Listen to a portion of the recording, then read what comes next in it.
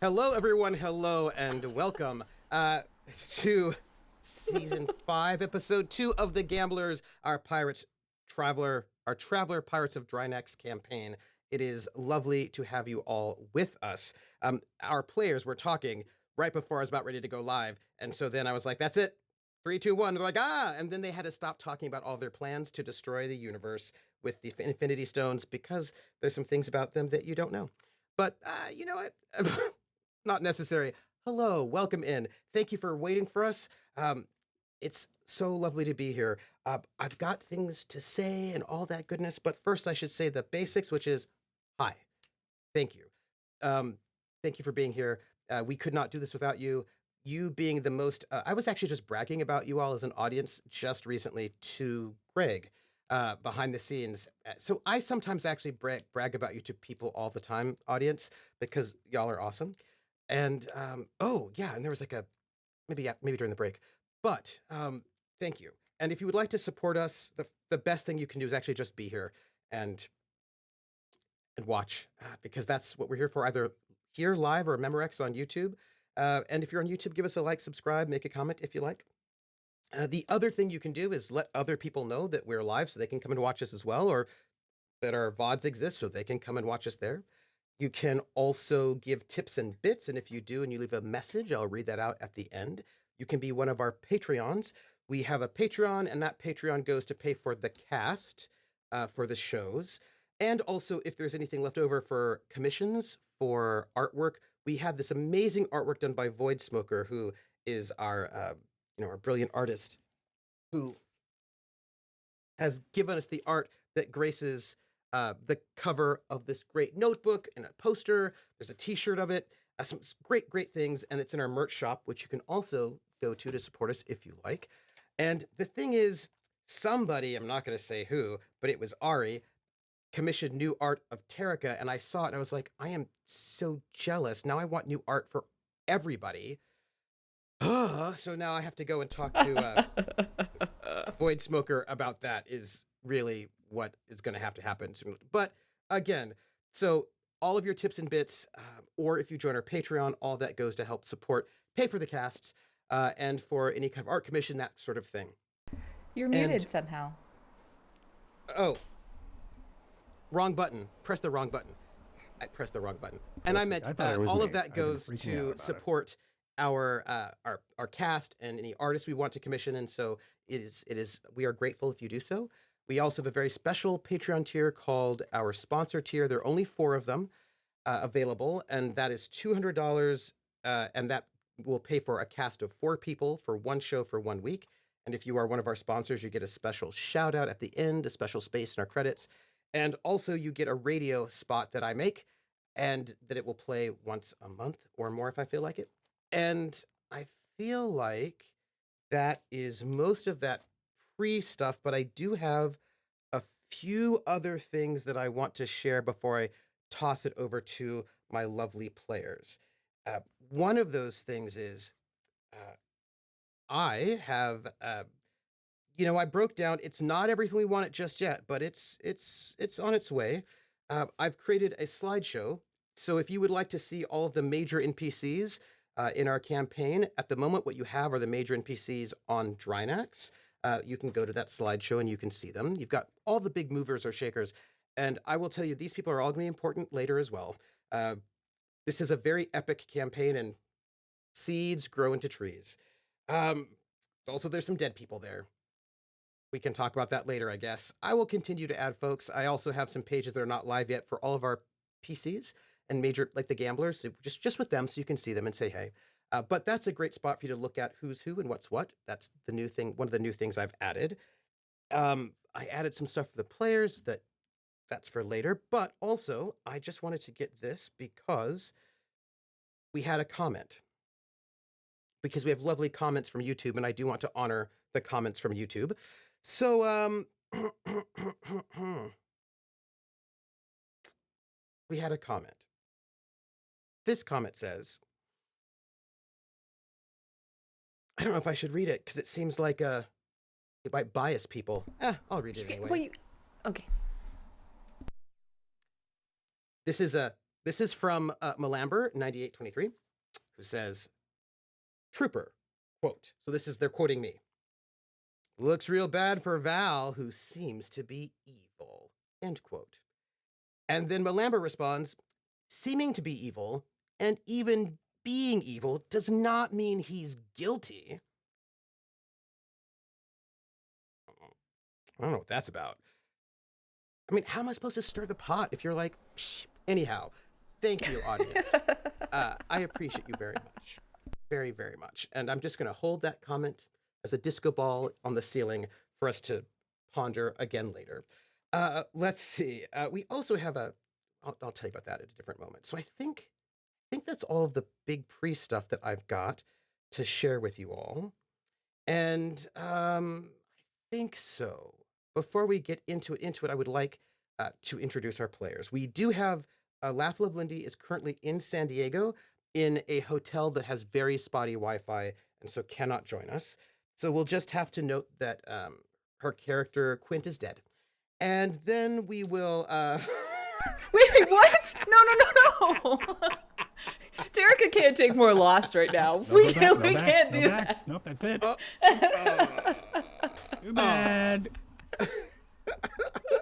So I would like to introduce this cast, who are, especially right now I'm thinking about it because every once in a while I look at Twitter and I'm like, oh, I'm so grateful for the cast that I have in my shows because they are the best. If you would each say, and because Lindy's missing, I can ask this question because each one of you have been on this planet before. And I just remembered, I did want to clarify one thing. I gave a slightly wrong number. There are 70,000 people that live on Drinax total, but only about 40 to 45,000 of them live on the floating palace, which is still very, very densely packed. So about 25 or so thousand people live on the surface of the planet, only and always in radiation suits because it's very, very irradiated and dangerous down there. But so it's about 45, 50,000 people crammed onto this floating palace was the one clarification I wanted to give. That was the big one. So, my dearest players, whom I love more than anything, might you say who you are playing for our new and returning audience members, and also, now that you've returned home, what is the one thing about home that you're really looking forward to seeing? Because you're right back on Drinax. Is it like that piece of ice cream from that one stall? Like, what is it? The fact, I mean, fun little cultural tidbit that I'm sure Val loves. Drinax historically has had this practice, which is that there's a thing that you do to become like a master craftsman, which is you spend 10 years working on some great work of art.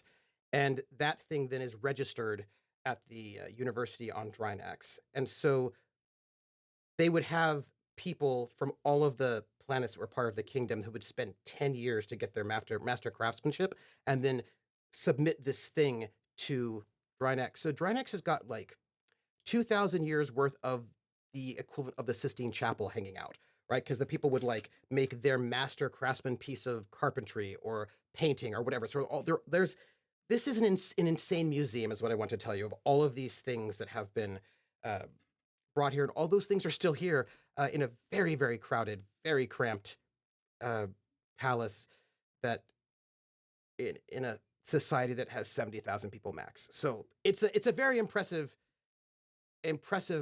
palace with diamonds studding all the walls, and it's gold, and it's very impressive. So what do you look now that as a reporter might ask, now that you're home after your time abroad, what are you looking forward to? And since I know that Greg's character is the one who's looking forward most to being back on Drinax and has so many like exciting things that they're so excited about, I'm gonna ask Greg first. Greg, who are you? Who are you playing? And I wish I had a fake microphone. That makes me so sad that I don't have one. We'll just have to use this as a stand-in. So tell me, now that you're home, what kind of thing are you most excited about? Hi, everybody. My name's Greg. I'll be playing Dr. Valentine Val Morrissey, who usually calls his home the Gambler, but now calls it Drinax's Floating Palace because, boy, oh boy, does he like fucking being there. He doesn't. He hates it. He despises everything about it. There's maybe one thing that he likes there, and the rest of it can crash and burn, literally. So this is going to be a practice in living in hell, essentially. So can't wait. Dad's here, which should make everything fucking awesome. By the way, my name's Warp Reactor over on YouTube if you want reaction videos. And that's it. Val's upset. Greg's not. Let's have fun. For the record, one, it is not officially known that Ruby is Val's dad in society. They have different last names, and that has never been open. So it's not people who are gamblers might have figured it out because there's a hologram that looks exactly like this guy who's like, that's my son. So you're like, oh, hold on a second. But, well, the hologram didn't originally say that, just started saying that after started getting sentience in various ways. But most people do not know this. A note. Also, the second thing I need to note that when I give you my voice, I need you to hear in the background, extra, extra. You need to think of this as being the most vapid, entertainment news sort of host asking you this question. So speaking of people who loves hosting, I have one Please. little thing I want to put in there. I worked in ready. the same building that Extra worked in, and it was the most annoying fucking place in the world. Every half hour, that would come over the PA. Extra, extra. It sucked dick. It was the worst. So that's happening just consistently through all of our intros. I just need you to know it. And I do that because I care about Greg. So people who enjoy hosting, I feel like that's going to have to be Ari. Ari's character loves hosting and responsibilities that are very diplomatic and noble. So, Ari, who are you? Who are you playing? And now tell me, now that you're back home on Drinax, what one thing are you most excited about? Extra, extra. Interesting introduction. Hi, I'm Ari _Ventures. I will be playing Terrica tonight. If you ask them who they are, they would simply say Terrica. They would not tell you about their pilot skills. They would not tell you about their lineage. Neither of those things would come on the table right now. I think it's hard to think of what they could be looking forward to, considering they arrived on the planet and the person they hate / fear most in the world died, which was great news. And then they found out that another person that they actually wanted to have a relationship with but didn't, their father, because of what their mother did, is gone. So I'm trying to think of what they would even be thinking of right now to be excited about. And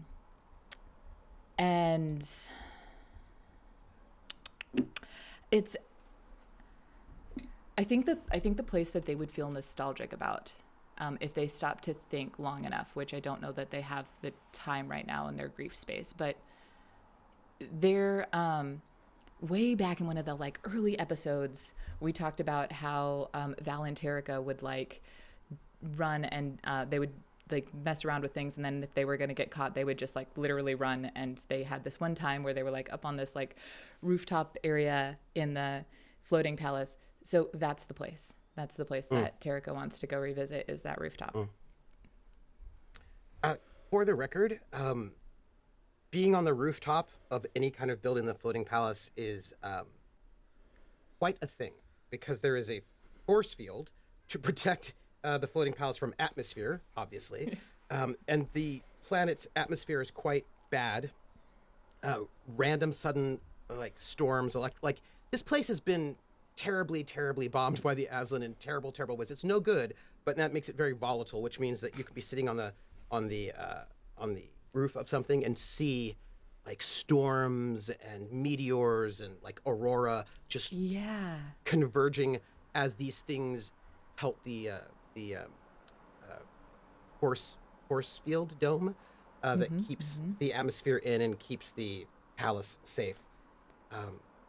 You can just see those things, right? All the dust and all that stuff coming through. It can be very beautiful in its own way.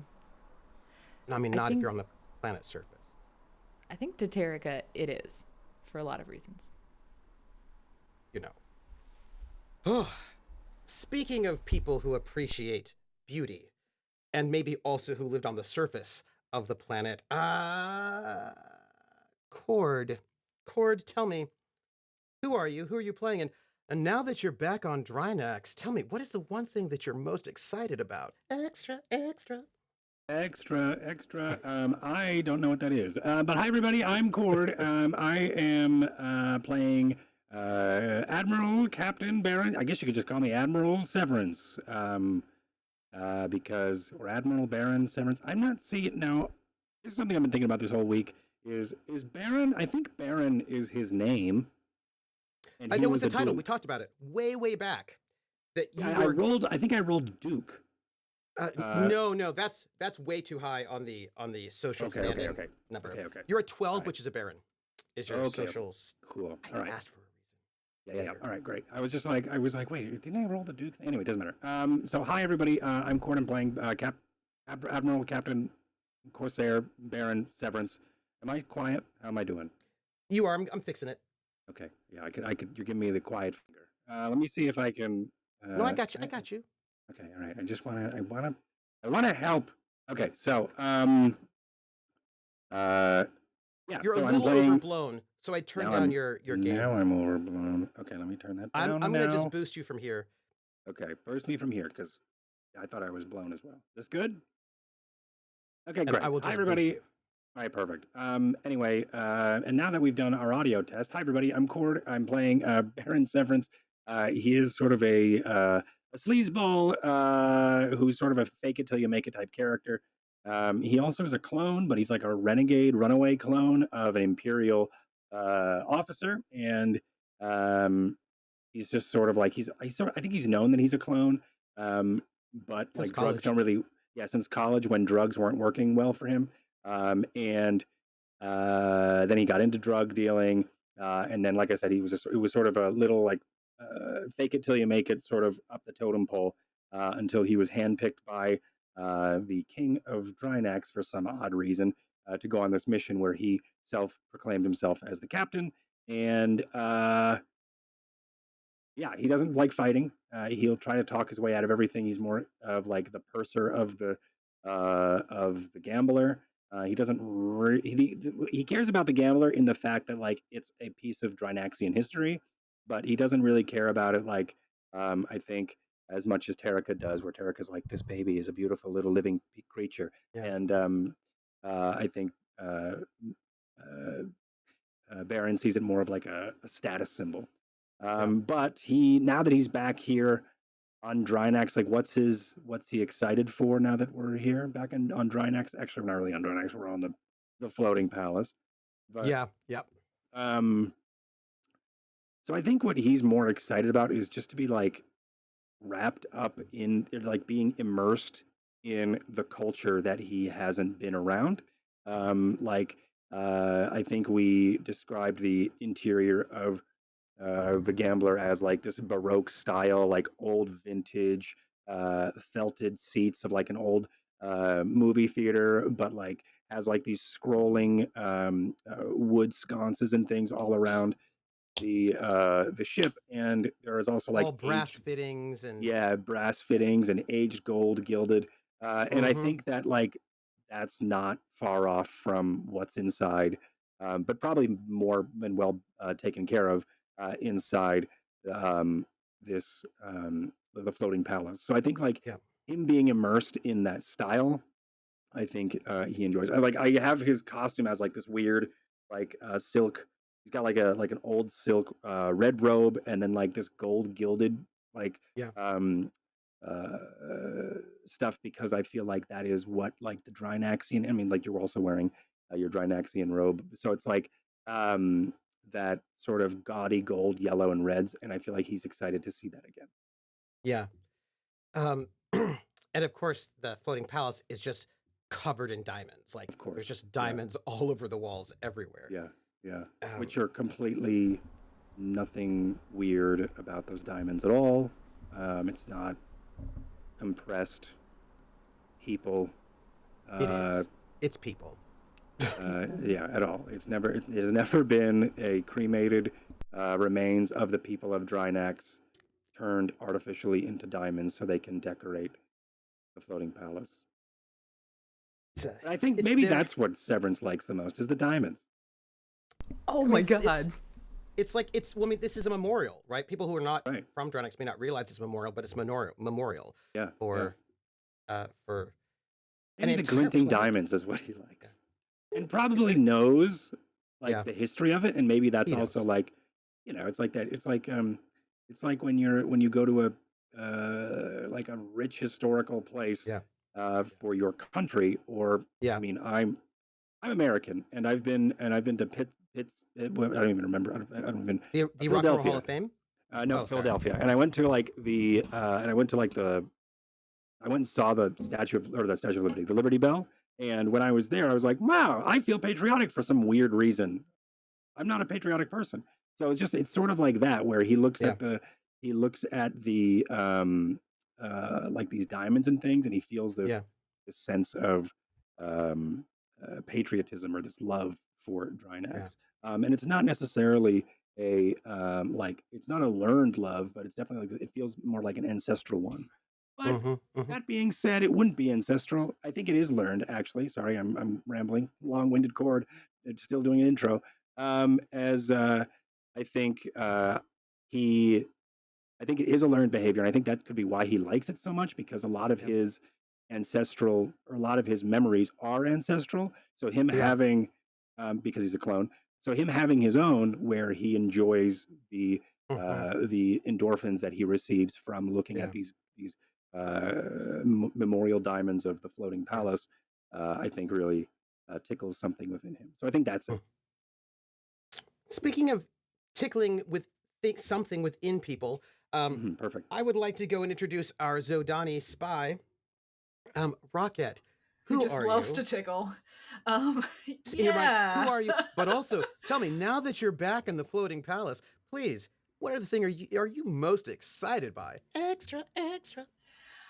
Yeah, so hello everyone. I am Rocket Fox, your second favorite person, and I am playing the Harlock, who is the floating palace is not her home. So not even close. So there really is no sense of like, oh, home, I'm returning here, homesickness, all of this, because it's not even remotely a home shaped place for her. But I think there are things that she would be interested in, mostly meetings with the king and finding out information and other sorts of things that people who may or may not be spies would be down on, and that sort of thing. ... Strange. And I am your GM, troopersjp. And so, when last we met, last week on The Gamblers, the Traveler Pirates of Drinax campaign, our antagonists arrived back on the floating palace of Drinax. And when they arrived, there was a dastardly assassination attempt, and our antagonists bravely took down the assassin, while not letting anyone know that they knew anything about it. And secrets were revealed. There were more people dead. And oh no, villains of all stripes and shapes arrived, here and there. And now, let us return back to The Gamblers! So, we left off after this big assassination attempt, and I would say attempt, except that it was successful, so a successful assassination. And that's how that goes. And when we left off, people were injured, people were sort of split, the group had split. And we're going to pick up later, when we pull back our curtains. It's going to be later in the day, perhaps even late in the evening or the next morning, probably late in the evening, is what I'm going to imagine. So, although I'll ask my players this, really. Terrica, after assaulting their mother and watching their mother die and just kind of not caring, teleporting over to the mother's office to ransack it, finding their father dead, and somebody on the outside wanting to get in, which would make them look very guilty indeed, has like a final moment with their father's essence as it is leaving. And they sort of realize that because the planet itself is not healthy, their father's essence cannot rejoin the circle of life, and it's just going to dissipate. But they do find a dossier full of a lot of evidence that Lady Hyl, who's been obsessively tracking Val since college, that looks bad for Val. Looks bad. Looks not great. Looks like... Now, I would say, like, maybe it's not normal for a parent to obsessively spy on anybody that their child hangs out with, but Lady Hyl does what Lady Hyl does, you know. Lady Hyl's just was how they were. But you know, Terrica has this dossier, notes a Viridian mask that's new in Lady Hyl's office. Realize it's part of a secret passage that takes us to the underlinth, where you can sort of the secret kind of parts underneath the palace. Gets out, sees that Val's dad, Ruby, is on the floating palace, has come here from Asim, which is the only other planet that Drinax currently has, as a surprise to, well, who knows why he's really here, but I believe the official word is that he was here to sort of throw a banquet in honor of Dr. Val Morrissey, who's a great surgeon and doctor.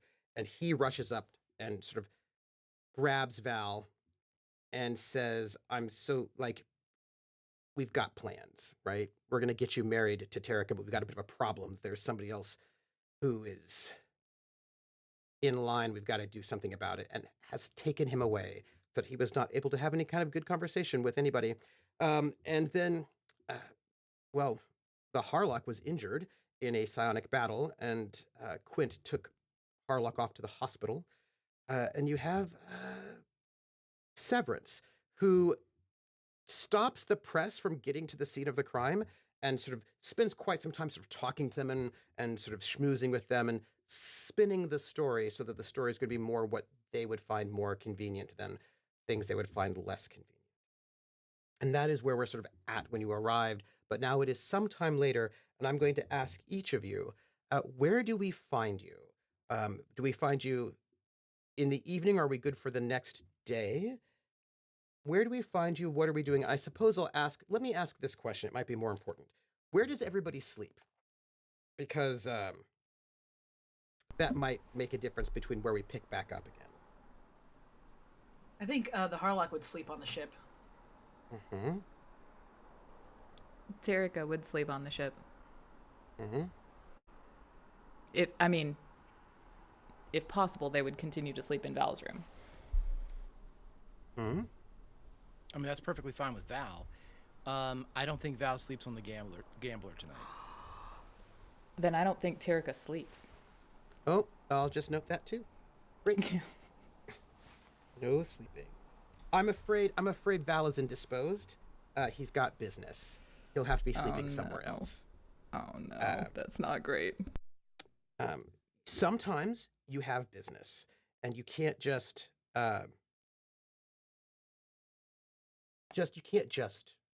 always come back to a ship. Also, who sleeps on a ship when you're in port anyway? Business. I would ask Cord where Baron Severance is sleeping, but we don't know yet. So I think maybe his internet died or something. But we'll get him back when he's back. What? I'm here.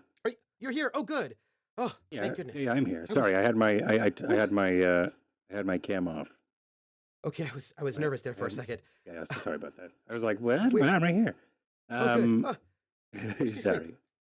I can't have the background working because the background breaks my computer for some reason and makes the audio really like laggy and stuttery. So it's been really hard to pay attention or like hear you. So I did it this way. Anyway, Baron Severance would be on the ship, of course.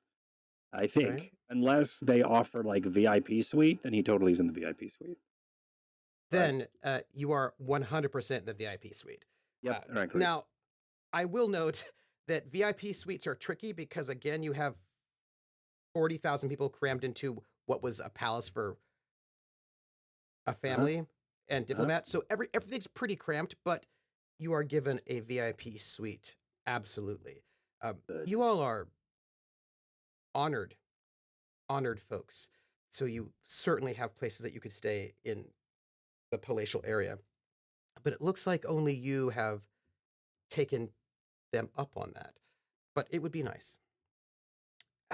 Wesley, of course, is staying on the ship. The professor has not been allowed to leave the ship yet, so he's still there. The kids are crawling all over the ship. The crew has not left the ship because they've not been given permission by either of the captains to go. So they're waiting. Right? It's just... Yeah. For what it's worth, I think once the Harlock gets back from a little doctor visit, I think that she would likely give permission to the crew to disembark. Terrica would want a bodyguard assigned to Wesley. We're going to have to... Well, this is going to be our first... By the way, for those of you in the audience who do not know what's going to happen, we're doing this Good Society style. We're going to do vignettes until big things happen. Because there are big things that are happening. But we're going to do vignettes first. Give you the chance to, like, you know, if this were D&D, I don't know, restock your arrows, but it's the gambler, so it's restock your emotional arrows. Or emotional... Stock your emotional arrows. Emotional arrows. So let's put this at 6 or 7 o'clock at night, sort of in the evening. It's sort of late evening. Everybody's on the ship except for Severance, who most likely after that interview has been sort of, you know, is like you're back at the palace. That's at least where you can sleep. You might be on the ship right now to sort of check in with everybody. I don't know if you are there or not, but you would have been able to certainly get the reporter Yanatik to take your story. She'll want to interview you again later, and probably anybody else who was there, as I'm sure other people will as well. But you were able to expertly get her to believe that there are no good pictures left to take, and to come back later. So, I guess this is dinner. Evan has made dinner for everyone.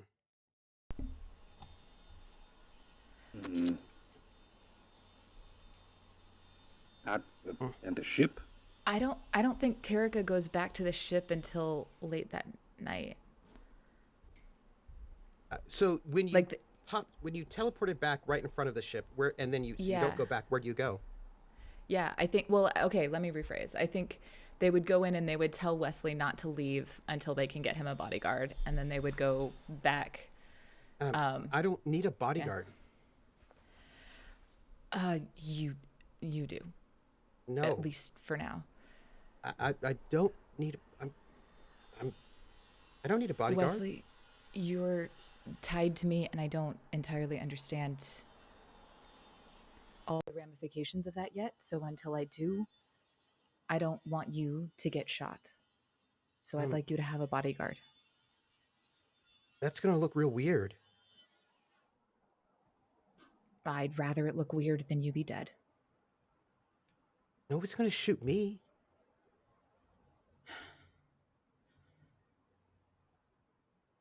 Wesley, I would feel so much more comfortable if you either have a bodyguard or stay on the ship. But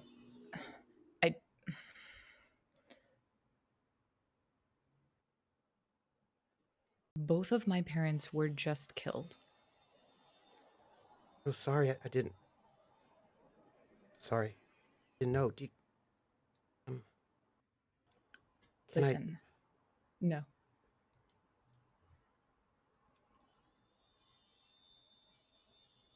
He's kind of tall. Like, you know, he clearly went through a growth spurt like year ago, so he's kind of tall. He's like 5'10" around there. Okay, yeah, yeah. Terrica's kind of short. Terrica has a big personality. Yeah. I don't imagine they do, but short. They're pretty short. They've always been short. Yeah, so he's like 5'10", but kind of gangling that with it, like he just had a growth spurt. It's a little bit, you know what I mean? Not you can tell. So this is a like looking up, like this is like my Nona looking up at me, being like, "Listen, buddy." But also he's gangly, right? Like it's not like he's not that 5'10" of like I'm 5'10" and full of I've not filled it out yet. You know what I mean? Like he's 5'10" and gangly. Yeah. And always, and still just a little bit, there's still that bit of an awkwardness. Although he's coming into his body now that he's had surgery, he's feeling more comfortable. And so you notice he's no longer wearing just like oversized jackets and oversized overalls. He's not just completely hiding himself in just a bunch of sack. But all of his clothes are still oversized and too big, so he doesn't have a lot of other options. But he's just less hyper layered a little bit. And he just gives you a hug. I'm sorry. I think Terrica will like lean against him for a minute, and there's you know, like when you want to cry but there really aren't any more tears left, but you're just kind of like shaking. That's what's happening. And they'll like they'll return the hug, but it will be like one of those like holding on for a moment, and then the sort of like regathering of yourself, you know, and just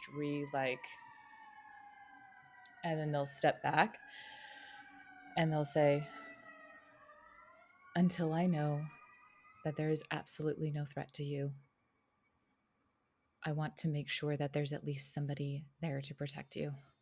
Well, what about everybody else? They can fight. Well, I mean,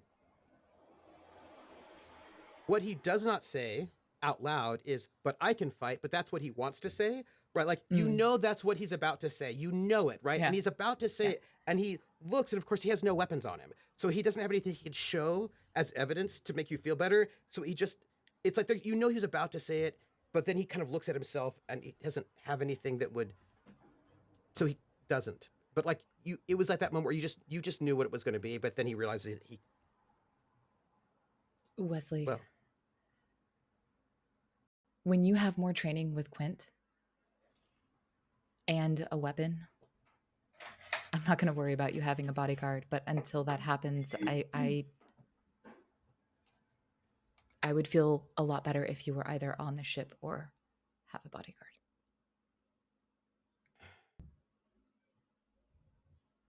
I guess I'll wait till I get a bodyguard, I guess.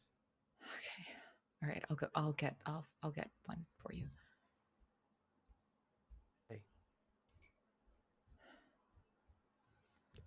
It's not happy, but like he sees that they are traumatized, so he's not going to push it, or at least that's what he sees. Whether or not they are traumatized is a different question, but that's what he sees, right? So he projects that, you know, boy, very sad, and so he lets that go, and he sort of wanders back in. So when we get to dinner in maybe 3 or 4 hours time, and the Harlock is back from the hospital, and Val is not back. It sounds like Terrica is not back from whatever they're doing. I can't imagine that Severance has left to stay at the VIP suite yet. We have a dinner that does not have everybody there. But Evan is there. Karine, by the way, is not there. Because Karine does not seem to be on the ship. The Harlock and Severance, in case you wanted to know. Not there. Not present. Interesting. Not I imagine present. That's not a conversation that's happened just yet. No, it hasn't been. Since you haven't had time. And the people you might ask seem to be avoiding you because they're not on the ship right now. If you check Karine's room, it has been cleared out. Well, and I imagine the Harlock would know pretty quickly that Karine is not on the ship. For reasons. Yeah. So on this ship, Hey, I hate to tell you this, Severance and also the Harlock. When you're on the ship and like you're ready for the family, the crew to come together, and two of them are missing. And Evan has made food and Karine is not there. Karine is not there. And Wesley's there looking a bit glum. Evan is there with a weird attitude, like bad vibes, like doesn't seem to be happy. The professor is there reading a book, oblivious to any kind of vibes that are happening. And surprise, surprise, there are three small children that are not in low birth, that are awake and crawling around and ready to have dinner with everyone. And these three small children are now, I suppose, your responsibility, you two. I thought I'd let you know the age of them. Where there's my passenger manifest. Yeah, you have a 5-year-old, an 11-year-old, and a 13-year-old. Why? That's a great question. Two small boys, 5 and 11, and a 13-year-old girl, and it is very clear that she has some kind of massive crush on Wesley and is trying to get his attention, and he is not having it. And the 5-year-old, Udell, is like looking up and is kind of wanting to know where the people he normally sees are, but you two are there. And Udell sort of looks at the Harlock and looks at Severance, looks at the Harlock and looks at Severance, 5-year-old, and then climbs up in Severance's lap. No, thank you. Nope. No, thank you. I'm going to actively just push the kid off my leg. Nope. He sorry. comes back up again. Hi. Nope. That's enough out of you. Thank you. Hi. Nope. Hello. Yes. Who is this? Who is this, and why are they here? Mark Who my are words, you? this is the last time we leave the ship in the hands Exactly. of these Whose other whose are you? individuals. And then Udell looks at you like as if he's been coached not to answer that question at some point. And the oldest, the 13-year-old, Helma, says, well, we came here on Marduk. We bought tickets. Yeah, Severance. They were the children down below. But what are they doing up here? That's a fine question. You. What are you What's doing your up name? here? You. Yes, you. What's your name? I'm Helma, and she kind of glances over at Wesley, who is not looking, not paying attention. Harlock clocks that. I'm Helma, and your doctor brought us out of low birth and said that our parents are not on Assis anymore, but are back home, and that you're going to take us back home. Oh, we are. Wonderful. Wonderful. We're where is home? in the third Imperial space. What? Imperial space? We are taking you to Imperial space. Severance, do you know anything about this? No, not in the slightest. Of course not. Why would I? I've been hoping. I've been in the Elaine this whole time. I know. I was hoping that maybe they sent you a missive or something. And then at this point, is the child still on Severance's lap? No. Or Severance keeps pushing the 5-year-old off of the lap, and the 5-year-old is like standing there right next to Severance, just looking at Severance. Like I just like you know when you like palm a kid's head and keep them away. You're That's like, what I'm doing. Yeah, I think at that I think at that point, like, Severance is busy, so with this palming action. But I will palm you like a basketball, child. And the kid is just standing there right next to you, looking at you. Like, you know how sometimes children who are very willful figure that you're going to be distracted at some point in time, and the minute you look away, he's planning on getting back on your lap. But he's just waiting. Yeah, until you're distracted. He's also very obvious, so. Yeah, I don't think Severance would notice this, but the Harlock briefly has like just kind of a reaction to this. whole situation for reasons. Mm-hmm. And so I think once the child has been palmed away, Harlock toward Helma would just be like, "And what's this one?" Oh, that's my little brother Udell, and uh, and she's trying to play host, but she's also 13, right? So she's doing her best. And that Stanfield, the littlest is Udell, and that Stanfield, and I'm Helma, and we came in with the Grebes. Yes. Okay, well that makes sense.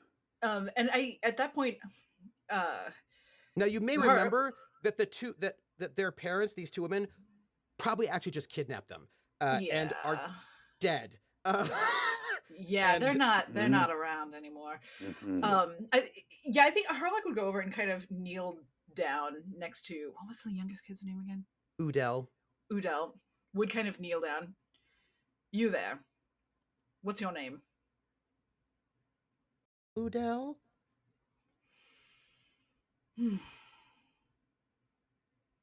And she wouldn't even say anything, just kind of hold her arm out just to gesture for him to come over, and would like kind of do the side thing and then like stand up and pick him up. And he just like clambers up, right, just into your body. And I will just note, if you look at these kids, they look a little underfed. Not as if these people who kidnapped them were underfeeding them, but probably because they probably don't have a lot of money wherever they're from, right? So they're just like a little underfed. And like Udell just clambers up and he goes, "The other people let me sit." Well, you'll sit with me. Okay. Yeah. And then is the third one is in the room somewhere? Oh yeah. Oh, you looked, huh? He is drawing on the table. Not on paper. Sure. Yeah, Harlock. You there. And what are you? What do they call you? I'm Stanfield. Look, and he pops up out of the chair and he points. He's been drawing things on the walls of the Gambler in this area where people eat the food. You're not quite certain what they are. They might be grebes or houses. It's a little unclear.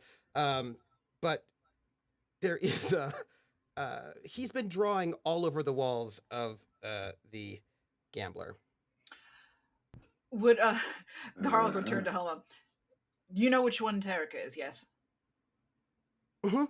Have they seen all of this gestures to the drawings? Yes. They were very mad at first and would not talk to us, but everything's okay now. Well, Quint said that we could only draw with. It gave us some special pens and said Stan will draw with those. I am actually I was thinking we could have a dance. I'm sorry, what? Like a dance. Why? Like a competition? No, of some like kind. Like a dance where people dance with each other. Like we've arrived at port dance. And then we would have to dance with people here. We could have a dance. Wesley, how do you feel about this? The Harlock noticed this looking business before. He's like, well, I mean, I don't think it's normal to have dances when we get into port, right? So I don't. Well, you're in charge of organizing this dance. Well, I don't think we have time for a dance. I mean, there's just a lot of things to do. Are you questioning the captain? No. Well, I think you will be a wonderful dance organizer. Okay. Great. You know, I don't want to eat. I'm going to go fix the engine. And he gets up and just like goes downstairs to the engine room. And Evan drops food in front of everybody. Thank you, Evan. We need to talk. He says to both of you two. Is this something you would like to happen in private, or would you like to have that conversation now? And he just looks at the 3 children who are just watching and listening to everything. Everything. All the time. And the professor who's there, but not watching or paying attention to anything. Also all the time. I think it would probably be best if we wait until they finish eating. And he pulls out like a small rag, and he just like wipes some kind of stickiness off of his fur that clearly came from the children, because the children are very sticky. He just sort of like wipes some of, who knows what it was, off. It's probably some kind of sugar thing, because they're bouncing off the walls. He's not happy. Just wipes his fur clean a little bit. And he takes his plate. He goes into the actual place where the kitchen area.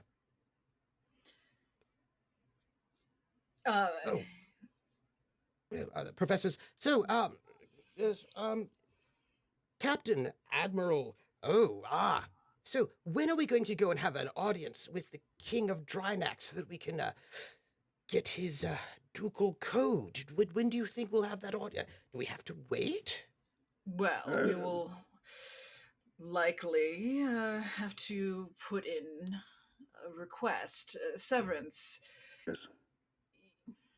You seem to have the King's good graces in this moment. Would you be willing to set up this appointment with the professor here? Yes, I'm sorry, I'm very distracted by these kids. Please get off of me. Yes, I can. I'm not entirely certain why they're awake. Why are you all awake?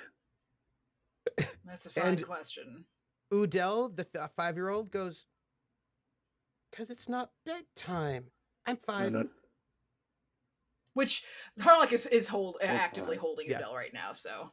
And like Udell just kind of like nuzzles up into you look tired, so maybe it is bedtime. So you are saying that it... but why are you not in low berth? What happened? Why were you taken out of the long sleep? I'm 5. And Helma You're goes, 5. I'm Baron. Dr. Morrissey said that that it would be better for us to just travel all the way back awake, but the trip was terrible. Got so sick the entire time. So this was the doctor's doing. Looks over at Severance. Right. Well, I imagine we'll need to have some words with our good doctor. Is there anyone else occupied? I guess I'll probably look myself. I bet there will be adventures. By the way, when you came in through the hold, there was a one of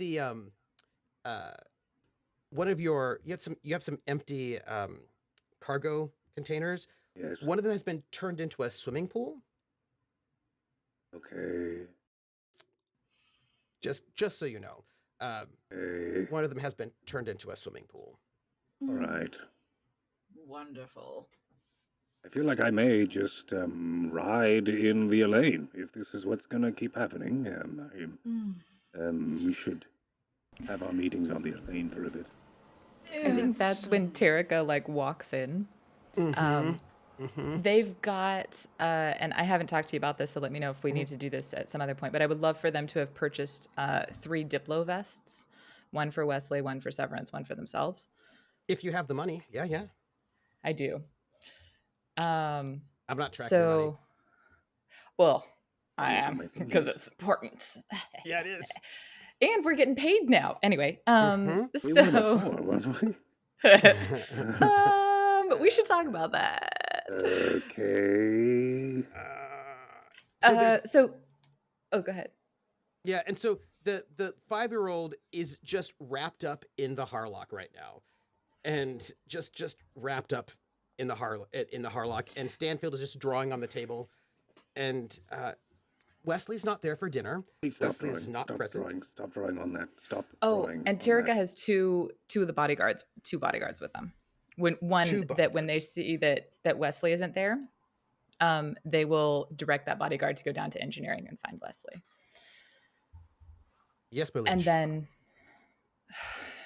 Terrica, just Terrica, and then they'll the bodyguard bows and heads down. Don't. Terrica will like put the Diplo vest down. Oh, and they'll before he leaves, they'll hand the Diplo vest to him and say, "Give this to Wesley." Yes, my liege. Terrica, just Terrica. Yes, my liege Terrica. Good God. Just Terrica. Can you explain all of this? And gestures to the kids, and then like it would be kind of weird because there is like the Harlock looks dour like the Harlock always looks, but like is definitely like it seems very natural that she's holding this child also like kind of like rocking him a little bit and kind of, like you know how he like kind of bounce a little bit, which like he might be slightly old for that, but you get the sense that she's held a child at some point before in a natural sense. Interesting.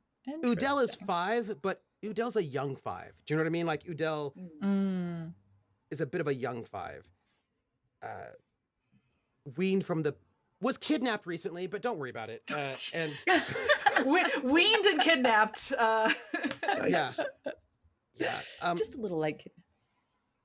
Also, the professor's there eating and reading a book and just probably doesn't even realize that you're all there. Evan is hanging out in the kitchen area, and it's just a slightly weird vibe. And the professor looks up and goes, "Oh, sorry I missed you for breakfast yesterday," he says to the Harlock and Severance. We're not on the ship yesterday. Terrica will hand the Diplo vest to Severance, the third Diplo vest to Severance, and say, "This bodyguard is yours." And they'll look at Rafi and be like, "Yes, just in case." What is this? What is this? As I hold up the Diplo vest. It's protection to keep you safe. Okay, just to keep you safe. And the bodyguard stands right behind you, Severance, at attention. Oh. Hello. Well, that suits you weirdly. Vest or this guy? Both. Oh, God. Good. Terrica will look at the Harlock and say, "If I could see you for a moment." After they'll look in the direction of where oh my gosh, I'm blanking on his name. I can see his face with the long wolf nose and everything. Evan. They will look in the direction of like where Evan is, and then they'll look back at Terrica and say, or look back at the Harlock and say, "If I could speak with you for a minute." Of course. Lead the way. Where did these kids come from, Erica? Val pulled them out, and had a good reason, I'm assuming.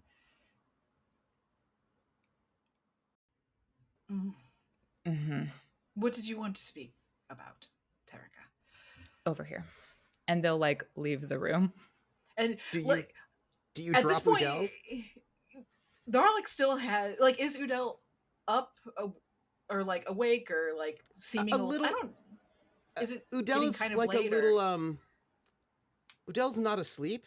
Udell is awake, but Udell's sort of like in a space where Udell really needs a lot of security. It's really where Udell's at, like psychologically. So Udell just really is very clingy. Udell's just a very, very clingy kid. It's been very scary. So the Harlock still has Udell at this point and just follows Terrica, unless Terrica. No, Terrica will the second that that she stands up with Udell, Terrica will go, "Udell, honey, can you stay here and eat your dinner, please?" And then they'll like go to like reach for him and like set him down if the Harlock is willing to let him go. Yeah. No, the Harlock will kind of hand him off. Okay. Yeah. And then Udell immediately goes and sits on Severance's lap or tries to climb on Severance. No. Stop this. Like fodder. I think Terrica would probably hear, like, Harlock would kind of say to Severance, Stop that. Stop crying. Stop it. Oh. Stop it right now. Put a hand on Severance's shoulder. You stop that crying It's right something, now, or so help me. Stop it. It's something that you did have some experience with, Severance. What? Sorry, I'm trying to. There you go. Yes, stop it. No, you were doing so well. Udell, honey, how about macaron? Yeah? Will that be okay for you to sit just right here in the special seat with your macaron? Yeah? Okay. Look at you being a big boy, sitting all by yourself. I'm proud of you. By the way, Helma is so embarrassed. She is so embarrassed right now that her little brother is making a scene. She has no time for it at all. Like, she does not want to get the embarrassment on her, so she's just really distanced herself from this in every way. Terrica would have like gotten down onto like Odell's level to get like eye to eye with him for that conversation.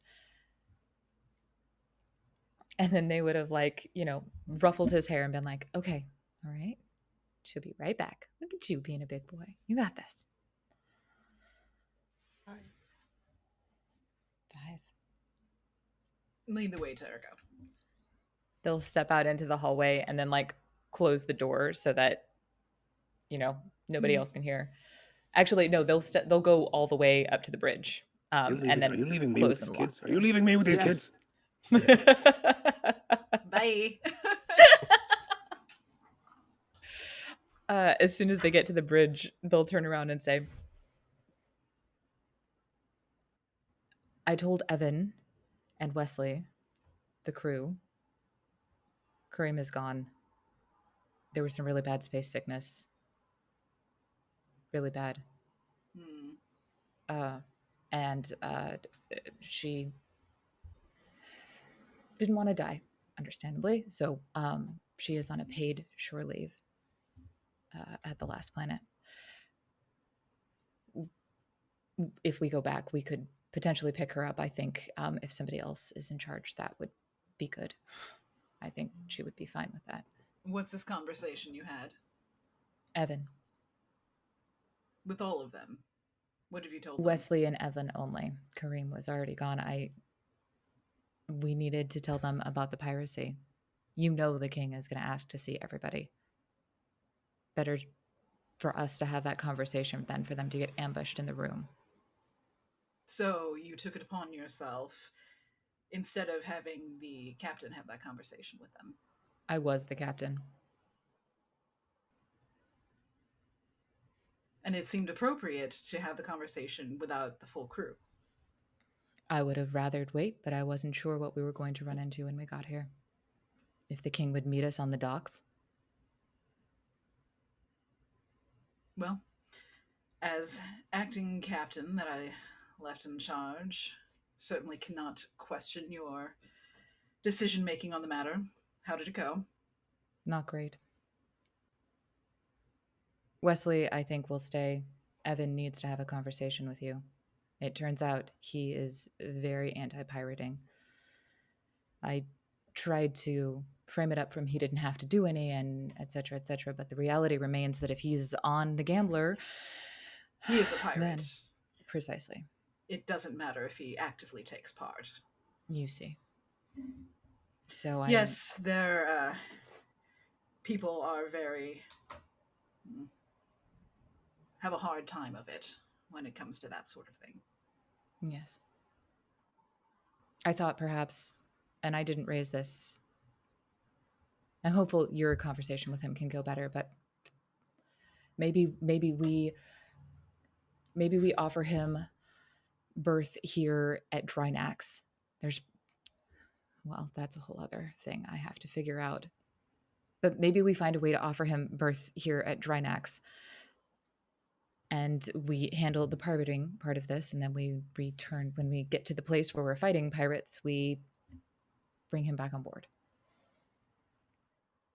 But I didn't raise that with him, and he wants to talk to you, so... Yes, he mentioned. Yeah. And I'm sorry, I completely messed it up. You made a call based on being the captain. If you can't stand behind your own calls, you don't deserve to call yourself the captain, even acting. It seemed like the right call. I still think it is, but it then didn't you have work. to stand behind that. and not question yourself.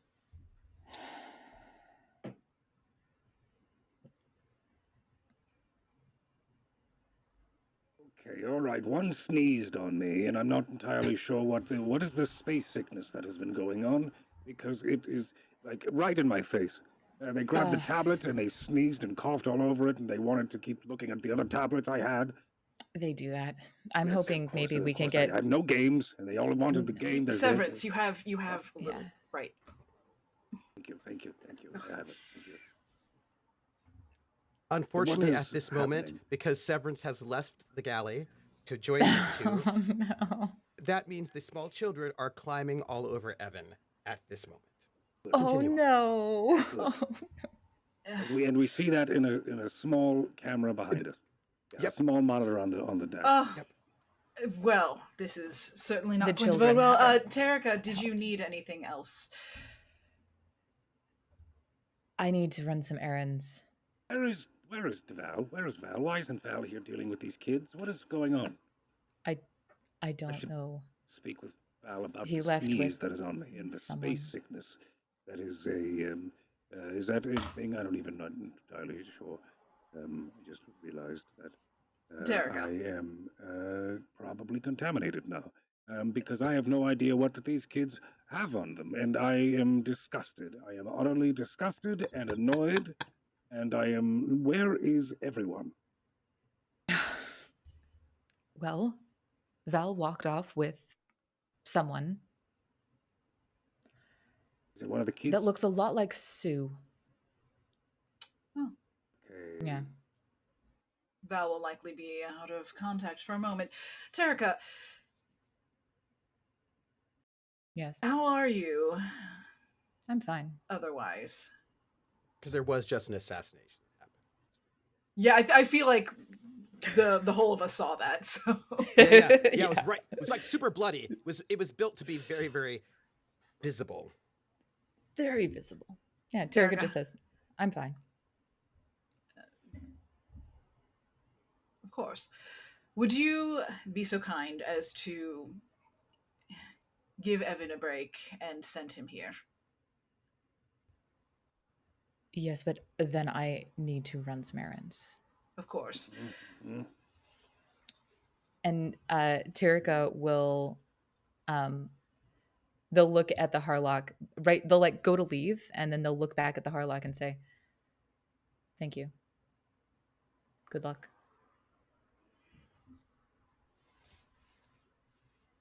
Where are they going?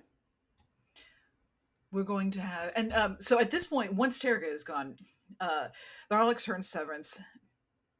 We're going to have a conversation with Evan, and then she draws just like a hair closer, and then puts a hand on, like they're facing each other, and she puts a hand like on the front of his shoulder, I guess.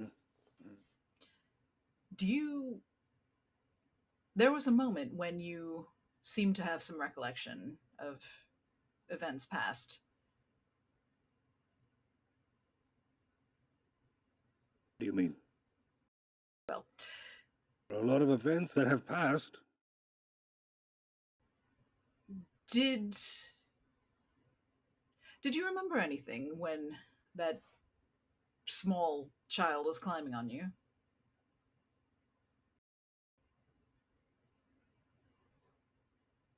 No. Of course. And she kind of just like her hand falls. Yes, good. Good. I mean, except for maybe. Well, I guess not then, no, but now that you've brought it up, I can see why you would think that. Well, it's best to let sleeping things lie, I imagine. Right, well, I wish someone told that to Val, because for some reason these kids are now running around out of Lilberth. Yes, it would have been more ideal to let those sleeping things lie. Yes. I am... There's a pool in the cargo bay. Is that what that is? I thought it was some sort of experiment or something, or maybe even just more of something to ship. But that's a pool. Water's going to get everywhere. It might breed mosquitoes. Do we have those? I hope not. Oh. There are no mosquitoes on Drinax, by the way. The radiation has eliminated all of them. Well, it's one good thing, I suppose. So this is a good place for us to worry about the pool. I feel like the pool is not a big deal. We should worry about getting Evan these is kids. outside your door, but he's just waiting to be let in because he's letting you two talk because you're all in charge. But he's on the other side of the door. You know it. Evan, come, Evan, please. stay. You open the doors, and he goes. He steps inside. Yes, you wanted to have a conversation. I'm Yes, going to be hello, having to tender my resignation. Because of the piracy. Yes. I would like to get some sort of compensation to get back to Thebes.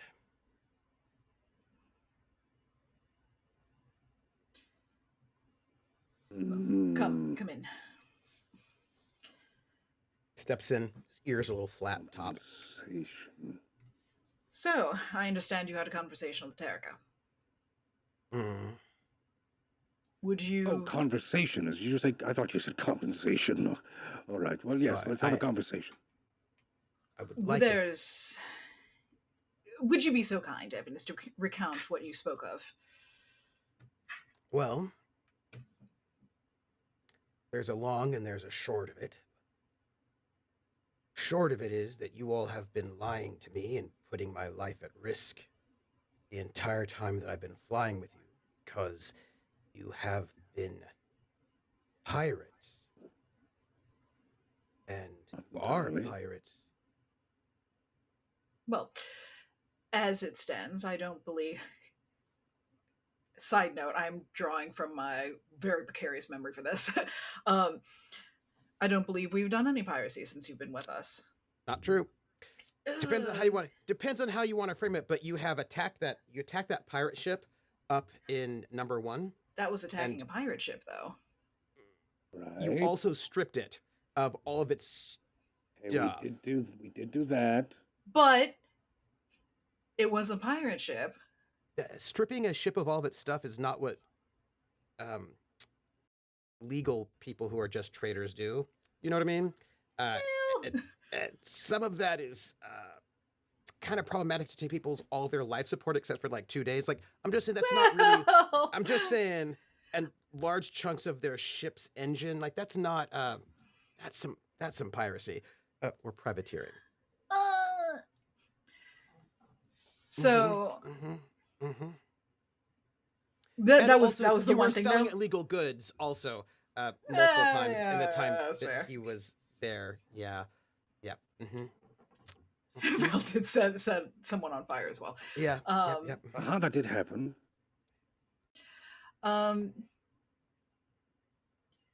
Yeah. So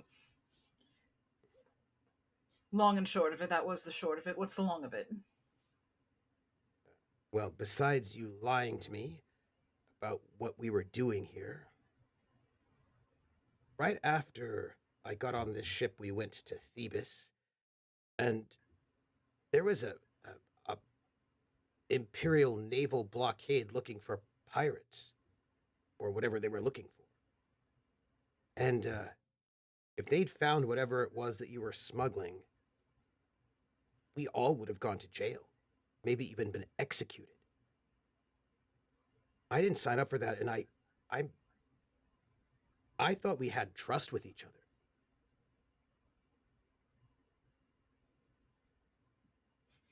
Yes. We misled you by not having that conversation.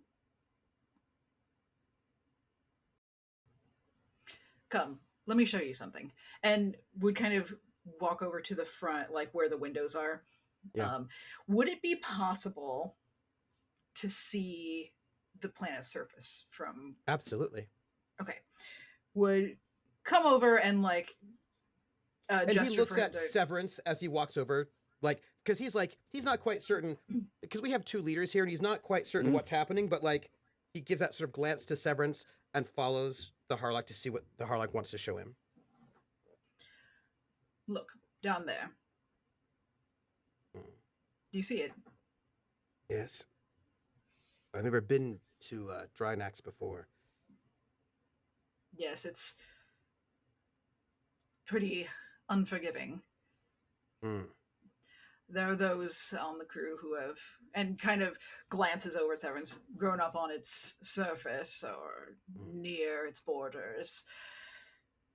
This once was a very lush and wondrous place. Was destroyed by the powers that be. On both sides. The Imperium. Oh, we hear it was the Aslan invasion that did it. Well, when you have a useful point between two very powerful forces, they will tend to get trampled. What would you, if this was your home, do?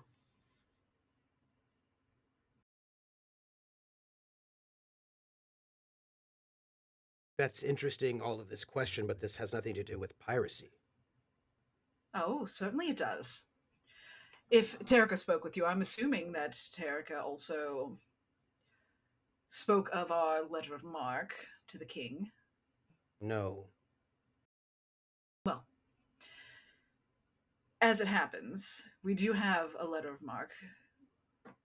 You didn't give away the secret plans. No, but I pulled out the letter of marque. I showed them the letter of marque. Oh, yes, and yes, right. Because, but a letter of marque for a kingdom that doesn't exist isn't a letter of marque. It's worth nothing. Well, and gesture, I would imagine the windows are such where you can look off and see, like, down on the planet, and then you can look over in the other direction and see, like, the floating palace. Well, you're on the end of the floating palace at the docks. And would kind of gesture to the other side. I would venture for you to tell all 40,000 people in there that they don't exist.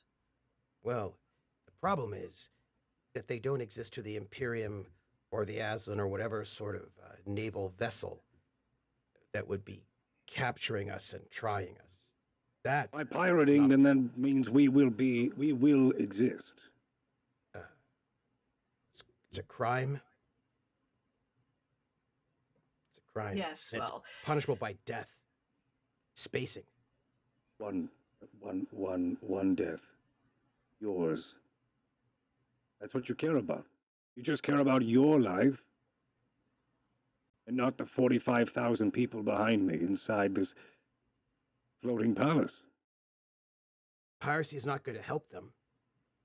Why, yes, of course it is.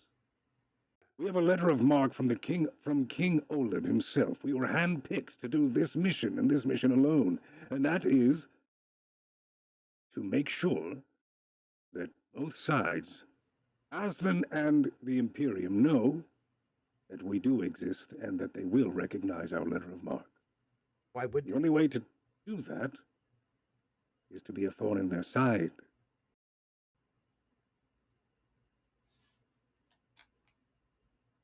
So you're not just pirating just because you like to steal people's things? No, of course not. We're pirating for the sake of an entire empire that has crumbled and is on its knees at its current moment. We're doing the best that we can under the given circumstances to help build something out of nothing. Something that has been stepped on, cast aside, cast out, looked upon and judged. I dare say that you might understand a little of how that is. I do. We cannot ask you to sacrifice your life for this cause. You don't come from here. You don't know these people. But we are trying something remarkable. And I would ask you to join us upon this venture. You have shown yourself to be honorable and courageous. And a good boy. There he is. There he is. Barger. Our home is far, far up that way by the Sodani consulate, I know of it. are known as spacefarers and as thieves, as pirates. Every time I would go to try to sell fish wholesale, I would make jokes, asking if I was going to steal everything from them.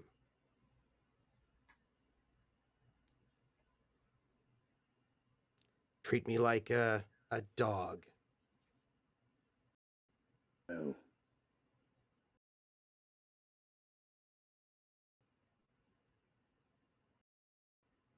This is something that I've had to deal with always in school. At every spaceport bar.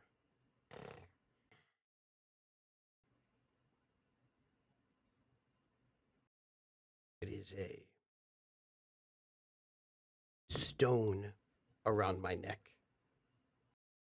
My mother is in an imperial prison for piracy. She probably will never be let out. Doesn't matter that many Vargar turn to piracy because we have no. And you can see he's getting mad, right? He's getting mad now. You can tell his ears are like, he's twitching. And he's not mad at you two. You could, there's that little moment where you could just, like the flare came up, right? And it wasn't directed at you, right? But it was that moment where you could just, he was mad there. He's like, because we often are not trusted with legitimate employment. So some of my kin turn to one of the only ways they can feed themselves. But in so doing, they make it harder for everyone else who doesn't want to do that. I'm one of the only people got some sort of job that did not involve thieving. Narog would reach out and like just lightly put a hand on his arm, like especially when he starts bristling. Yeah. Like you can tell, like his body's like it's like he's remembering probably a whole lot of really crappy treatment, and you can just like his fur stands on end a little bit, right? Like before you touch him, because he's like thinking about it. Yeah, and she would do that and say, Evan, it's a big ask. And I know that. You know, out in these parts, people have a lot of negative perceptions about my people as well. This is a big ask and not one that we can force you into by any means. And as you are well aware, life is not black and white. There is not, strictly speaking, good nor evil. Black and white and shades of blue, maybe brown. Don't have the best color recognition. So life is black and white to you, but to us it isn't, and that's the point that Harlock is trying to make. Continue the Harlock. Yes, and if we manage to do this, if we manage to pull this off, then you will go down as a hero.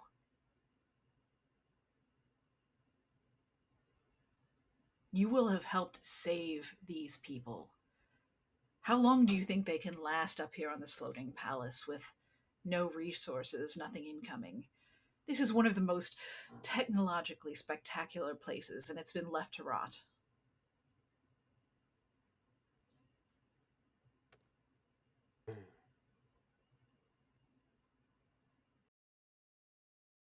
While you two were gone, it was a rough ride back. See what you did. I understand. And I think at that would kind of like pull a little sticky off of it. Yes. Your pilot, Terrica, they have a problem. My guess, from their diet or lack thereof, sleep and lack thereof, withdrawal symptoms of some sort of narcotic or something like this, very rough. Small children were vomiting everywhere. Our jumps were not good. It was... You hired me to be a steward. I don't quite know why you need a steward on a pirate ship. I assume you'll be doing whatever it is you do. Don't think Which you need includes someone like me. ferrying people. What you've seen is what we do. We take people from one place to another. We take cargo from one place to another. And occasionally, we may attack a pirate ship. Pirate ship.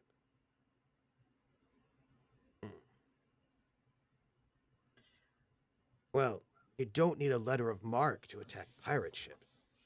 Yes, but it helps us to restock a bit. Are you I won't pirate lie to hunters you or are you pirates? Yes. And he looks to Severance at this because he's like, Right. there was something going on, right? About, what is this? Name your price, Evan.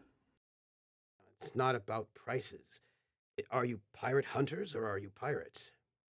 Oh, I think it is about price. You have mentioned a very valid point.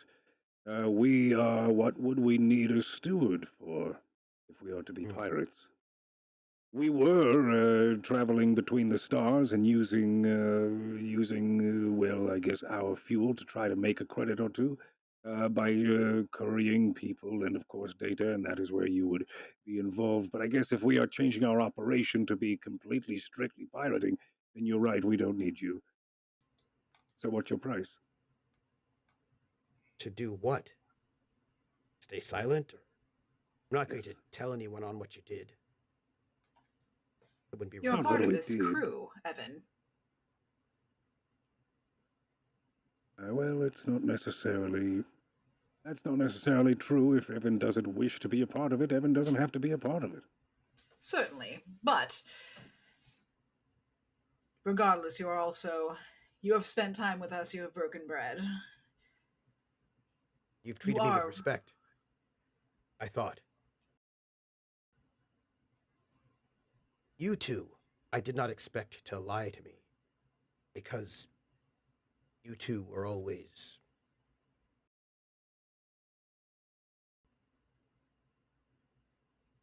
took care.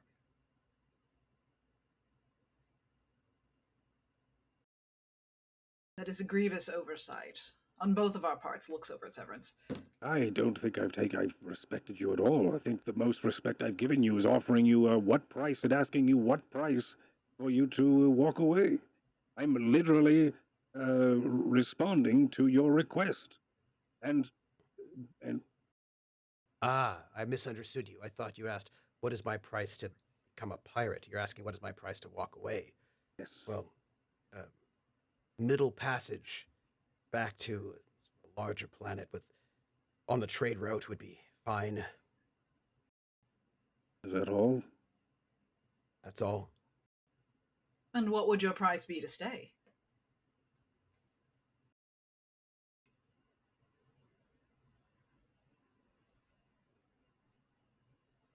To do what? Want me stabbing people? No. I'm not. We may still need your skills, and I, for one, plan to eat every night. Ah. You want me as an alibi? I take it. No, I want you as a cook. I want you to do what you've been doing.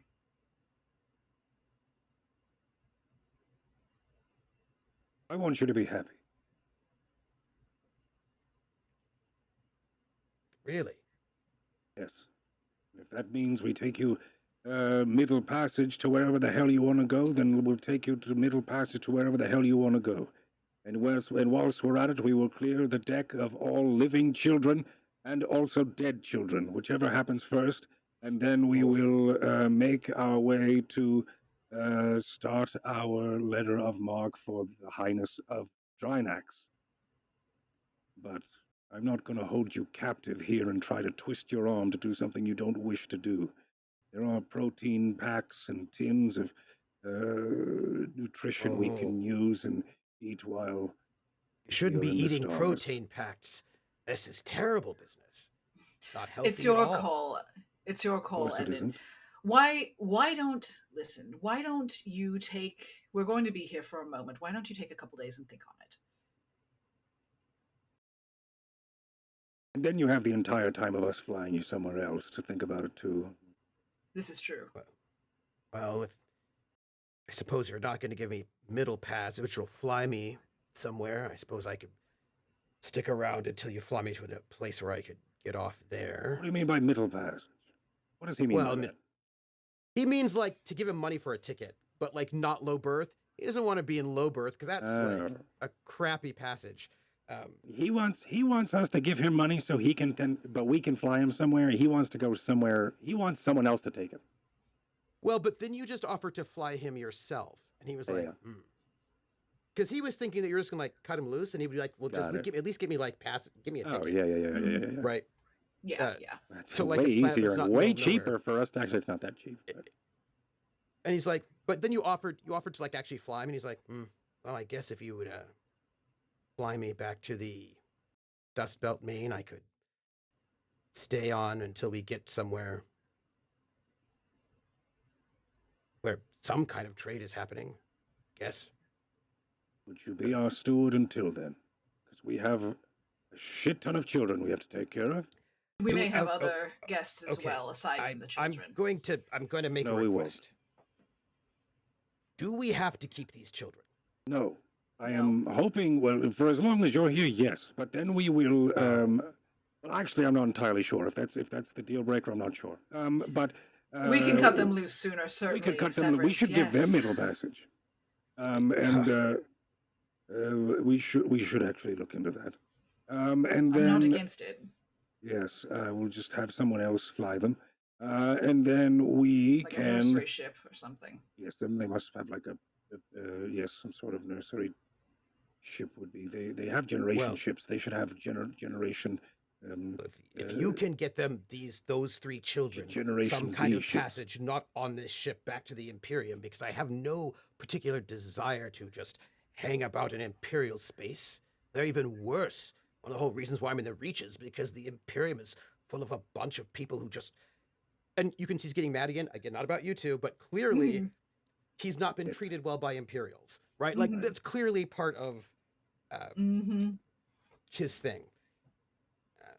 So if you send them back, that would be much nicer. Way better. Well, I think we're all agreed on that. I think what we should do, well, we can't be the courier ship that we were without the chef that we had. So no pressure at all. You need to speak to Terrica, by the way. They clearly are having some serious problems from their diet. This drug situation, it's unsafe. We lost Karine. What do you mean? Karine was one of the few Karine's people no longer on the ship. Severance. Oh? She left. She actually quite liked my tartare. She would eat my raw meat. She was quite into that. Right. Well, then let's call her and get her back on the ship. What is she doing? Is she picking up some things? I think it was a matter of the sickness. Well, what sickness? There was actually a sickness? Yes. Yes. It's the kids. The kids did it. Well, it was space. It was the pilot. They were not. Oh. It's your pilot, Terrica, we think, sweating and not sleeping and with withdrawals. We would jump into space and it would be a bad jump. Multiple times. Hours and hours with screaming children. We had a wonderful pilot. I forget his name. Golan. Golan, yes, Golan. It was little newt man. Fantastic, amazing at Go as well. Very.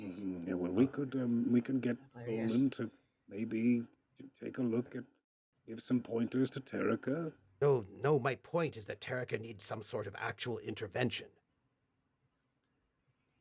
That's what I Well, meant. we will certainly look into that. Right. Well, Yes, we will look into it. I'm going to, also, Val was holed up in his quarters the entire time. I don't know what's going on between those two. Mm. It was a hard time. Many apologies for what you've had to deal with. You have another little, let me just get it off there. And you can tell these had to cut out small patches of fur when it was just too bad. Yeah. Well, listen, you certainly apologies for what you had to deal with in this ordeal. I'm going to try to clean up out there. And I appreciate you flying me to the next spot without those children. Mm-hmm. Yes, we'll have to look into Middle Passage for all of them. Talk a little bit more about what it is you think I could even do here. What kind of value I could bring.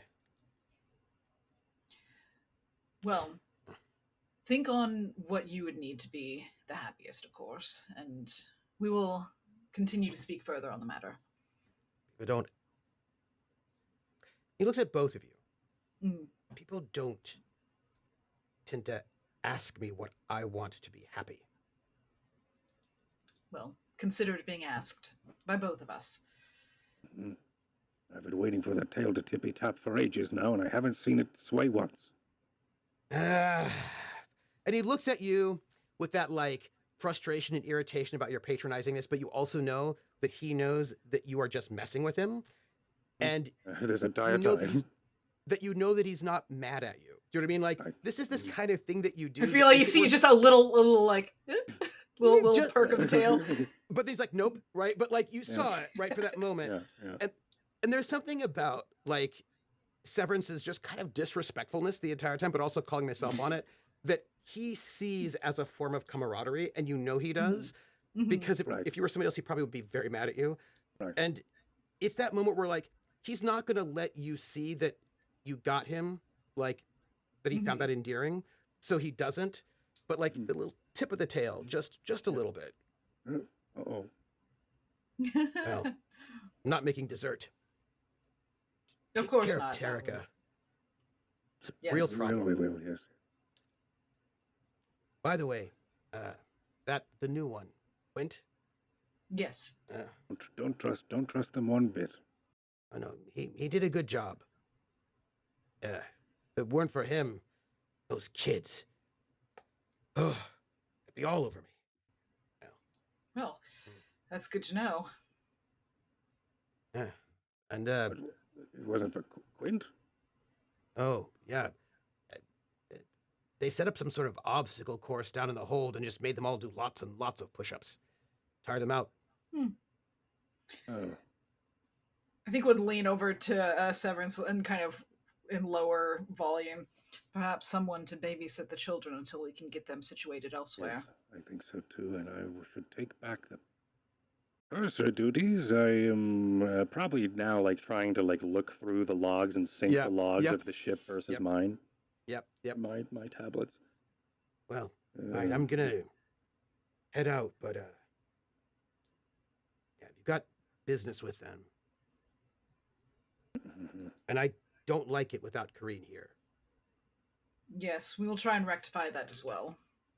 And he sort of nods, tail twitches a little bit. Evan. Admiral, Captain. Good talk. Not a pirate. And he just sort of walks out.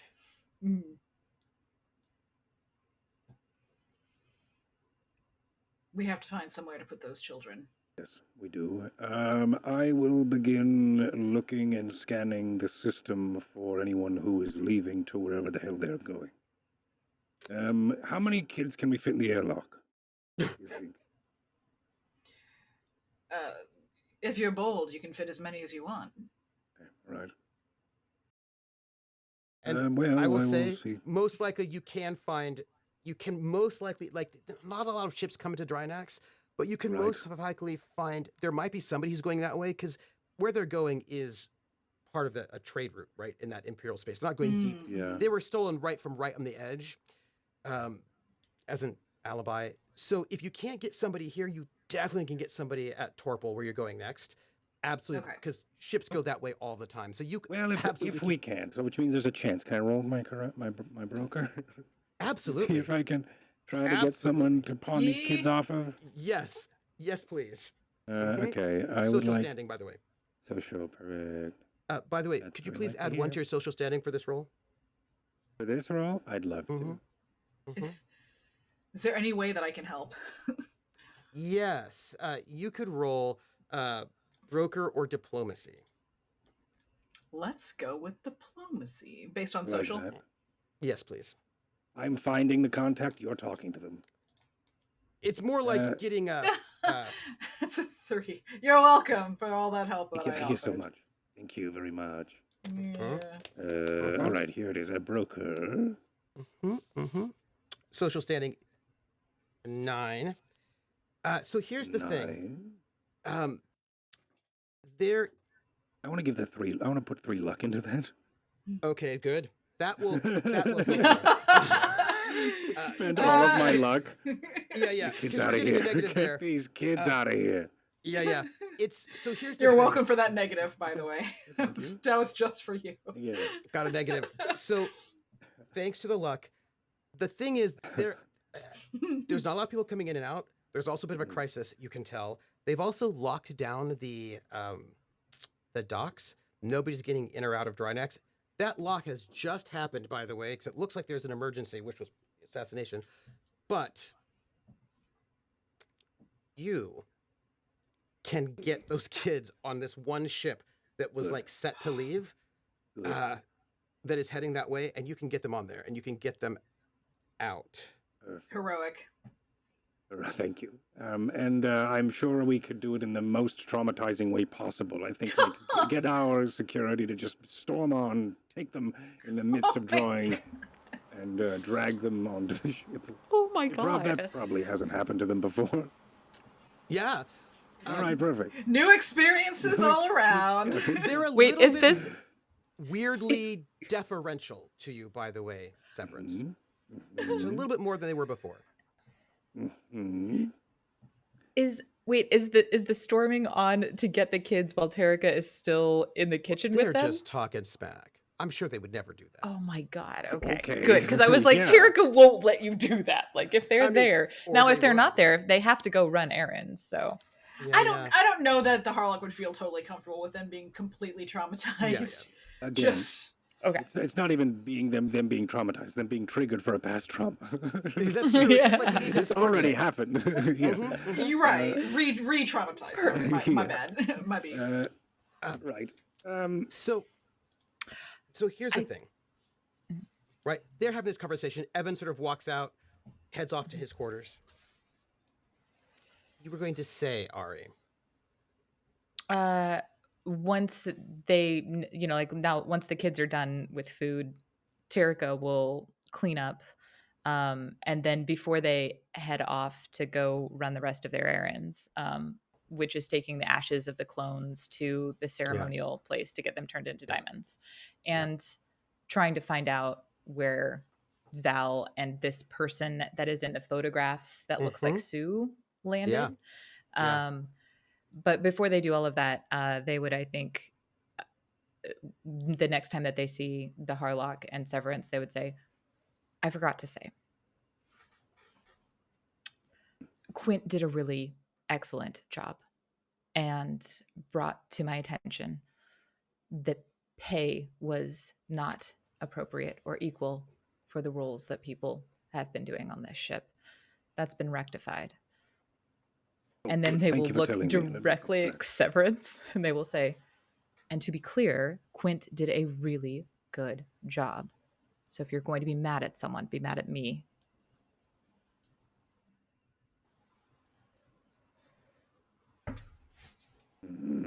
Harlock looking back and forth at both of them.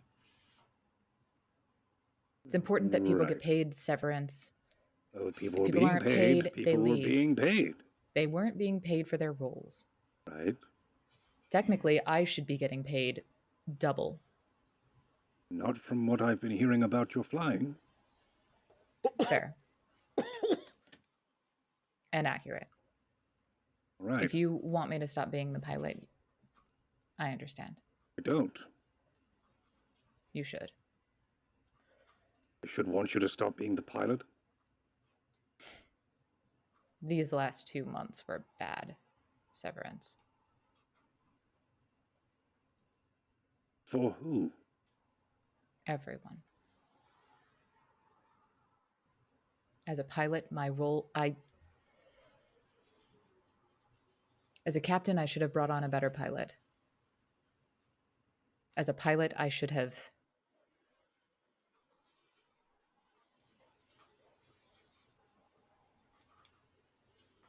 never taken those drugs.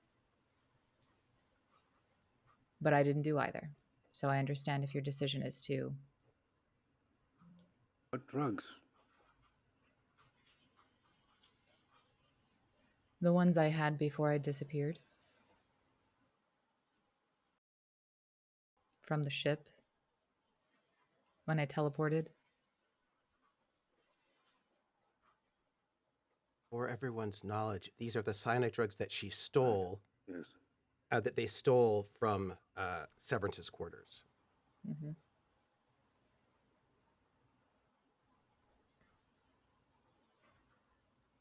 I landed... The psionic drugs that I was studying have gone missing. You were telling me you've been taking them. Once. When I appeared in that room, I thought I might be able to reach one of you if I just... But I couldn't, so it was pointless anyway, and...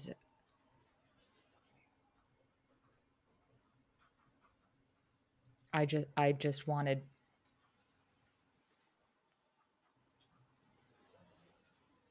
It was a stupid and poor decision.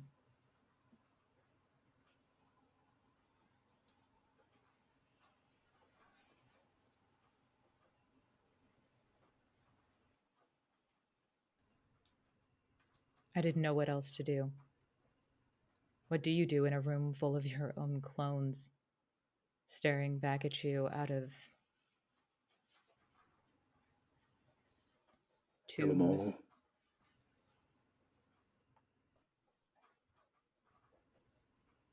I'm sorry, was that a rhetorical question?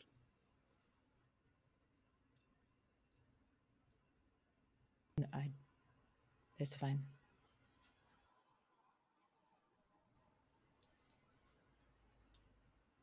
Well,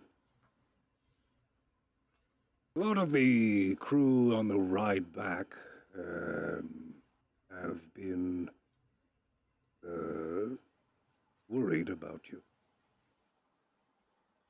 Haven't been the same.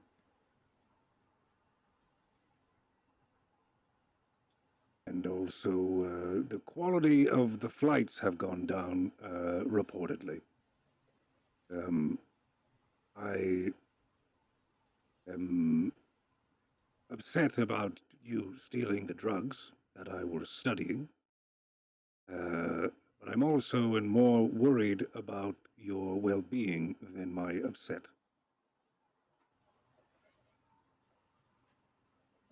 Severance, may I ask you a question? Yes.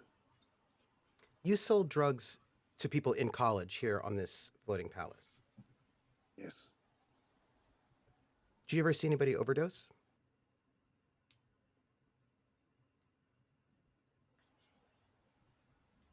Did anybody Yes. ever die? Yes. Unfortunately, many.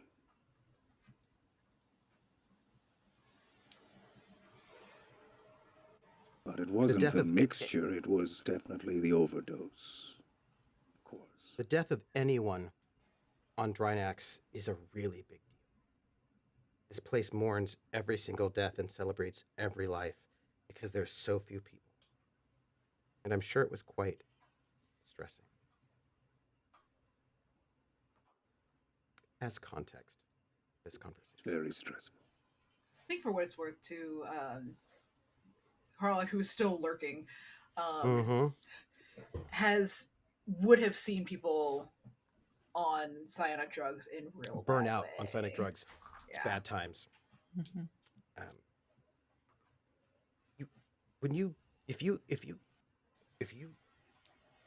If it gets bad, you burn out your entire psionic self. Mm-hmm. And Turn into a a husk. person with no psionic self, the thing about psionics is, at least if you are a Zodani, you think about it this way, they would say that everyone has a psionic self. Everyone. There is really no one who isn't in some way connected to the psionic whole, because your psionic self is actually just part of who you are. It's just that the vast majority of people have never learned how to tap into it, and the older you get and the less you use it, the more it sort of diminishes. Mm. But there's a difference between being a person who has a psionic self that you never tapped into that might diminish as you get older, and a person who's burned their psionic self out of their body, so they're just A shell, if you were. a shell. It's real bad. That person is a void. They're no longer connected to the kind of weave that makes us all part of the universe.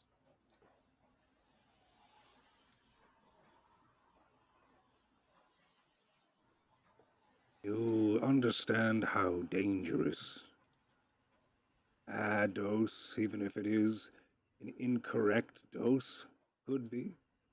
Or a correct dose, how dangerous that could be? Probably not. I have an idea now.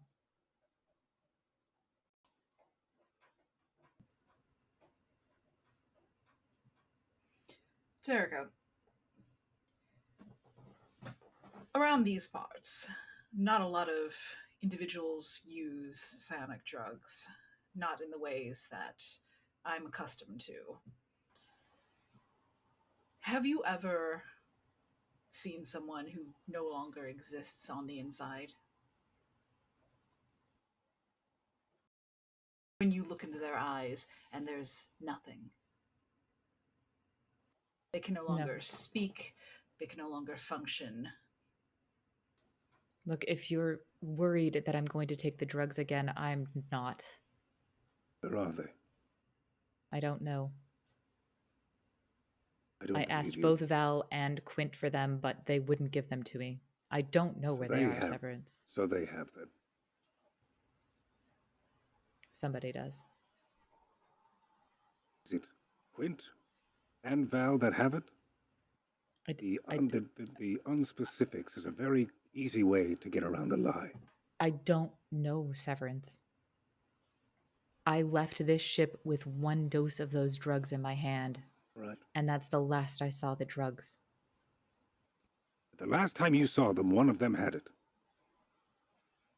As far as you all know, Val has hidden the rest of the drugs that he got out of those greed, and nobody really knows where he's keeping them. But I don't think Terrica even knows, and they've asked Quint for them. Was it just my dose then? Because I had a dose and I was Yep, he gave you 1 dose. And then you took the dose. Got it. Okay. Yep. Yeah, exactly. Exactly. So Terrica's only ever had 1 dose in their hand. You've only ever had 1 dose and you used the dose. Mm-hmm. And then asked for, there was a lot of asking for drugs during withdrawals. A lot of it. Got it. A lot of asking for drugs. Right. Apparently they didn't say yes. Nobody said yes. Good. So, Terrica, how are you feeling about the drugs now? Even in us talking about it. It could give you so much power and so much connection to other people. When you were on those drugs, you were so connected with everyone else. We're so close in such a deep level. You could freely be connected to them, and you were powerful. The kinds of things you could do psionically.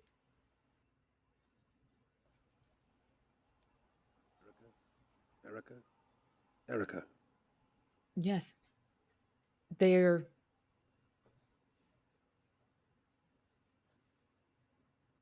It would be a lie if I told you that they are not amazing. They are. But they're not worth it. Correct. Are you... What? What?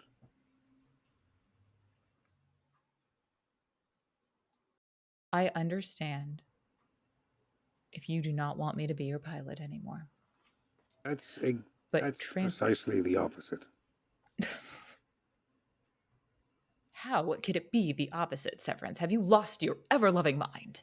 Have you lost your ever-loving mind? Probably, yes. well, I saw they both of did- my parents die today, so it's been a little bit stressful. Thank you very much. This Right, this that is was more something. normal. This is what I would expect. Everything leading up until this, the walking around acting as if everything is normal, that is unhinged. Unhinged? That...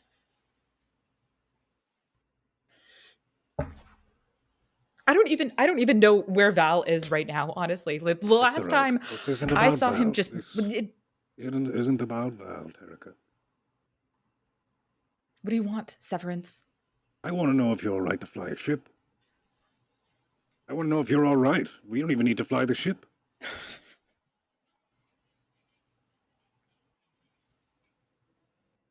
I don't know. That's all I right. don't know, Severance.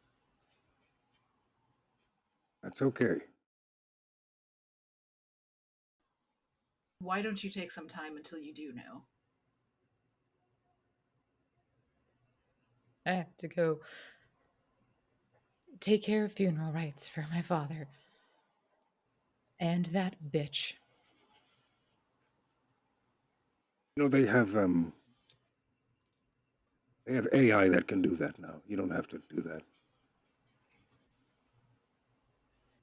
You can just have something else or someone else write it. You want me to write it? I'll write it. Write it?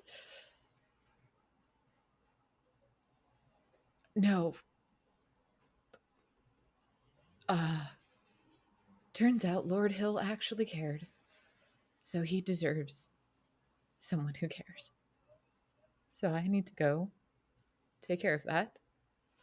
Of course.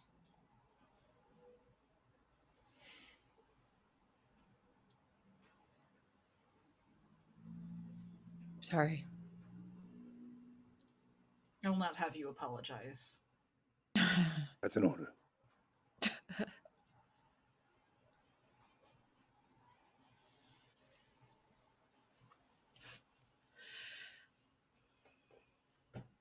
I would say feel better, but I already know you're trying.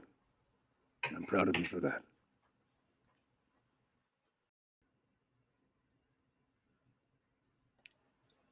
Severance will Terrica will take one step towards Severance. Almost as if to hug him.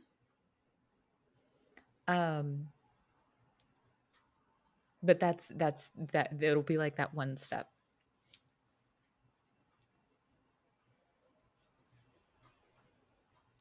Erica, Yes. I need a hug. Would you like a hug? Severance, give them a hug. I am asking permission. They just stepped towards you. Did you not see that? It's fine. I am about clear communication. You Well, sometimes you have to take the signals that others are giving you. I don't have to do anything. I am the Admiral. They can tell me if they want a hug or not. This is why you have any personal difficulties. I'm going to go take care of my parents now. I have a 12 in social standing. I do not need to be told when people need hugs. Oh, could have fooled me. Okay. And Terrica will leave the room. We are going to go to break, except there was this question of what is Val doing? Val had been taken away by an important figure from the planet of Asim to coordinate, to talk about business. There was a sort of like an important figure from a seam back, taking this person from a fellow planet, probably off in some sort of room talking. Probably. About what? Who knows? Probably evil plans, because of the evilness, you know. But I imagine, Val, there is some conversation happening. Perhaps Val is sitting in a meeting room. Perhaps while Val is sitting, Ruby and two people are there and there's conversations happening in different ways. And perhaps Val is not completely paying that much attention. Val's not there. Maybe he's not there, if you know what I mean. No, he's not there. Where if he's is in a he? room and he's been left alone. Oh, no, and they're with you. Well, if he's in a room and they aren't walking around by his side, when Sue didn't come to him, Yeah. and this is a trigger warning, Hmm. I assume they're in some great floors above the general population. Val snuck out to the balcony where he is currently wearing nothing, staring at the sunset, and he steps up onto the railing and he lifts his arms wide. And at this moment, I want to remind you of a moment when you were on a balcony. It was 10 years ago. It would have been 10 or 11 years ago. You would have been maybe 20, 21 years old. You were on a balcony just like this here on the floating palace. And a voice behind you said, Valentine Morrissey. And you remember this figure walking up beside you, standing not too close, not to get any of your smell on her. The brittle Lady Hyl, 10 years younger, of course. She says, yes, this is the view from my home. But if you would come inside to my office, I'd like to have a conversation with you. Lady Hyl, we can talk right here. Because that, and he points to a seam, that's my home. Well, well. I'm so glad I agree with you. Why don't you go back home? You don't need to be here on the floating palace. Oh, Lady Hyl, I'm not done yet. I think, young Valentine Morrissey, that you are. How much money will it take for you to leave, never come back, and never bother Terrica again? I have a lot of money. And before you answer, we're going to take our break. You don't get to find out what Val said until we take our stretch. Good 10 minutes. Drink, hydrate, and when we come back, we'll go back to Val's memory of one of the only times he and Lady Hyl had some private time together, except for that last time last week when it was a little less than friendly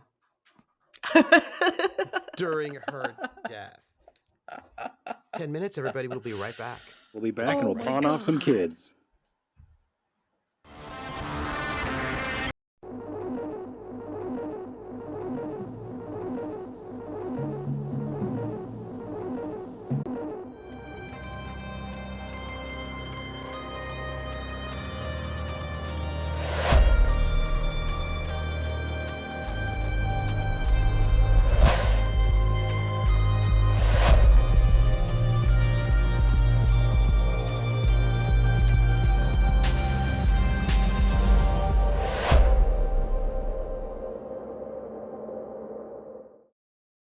Welcome back, everyone. We're back for a second half of The Gamblers, Pirates of Drinax, and when last we left, we are in a memory.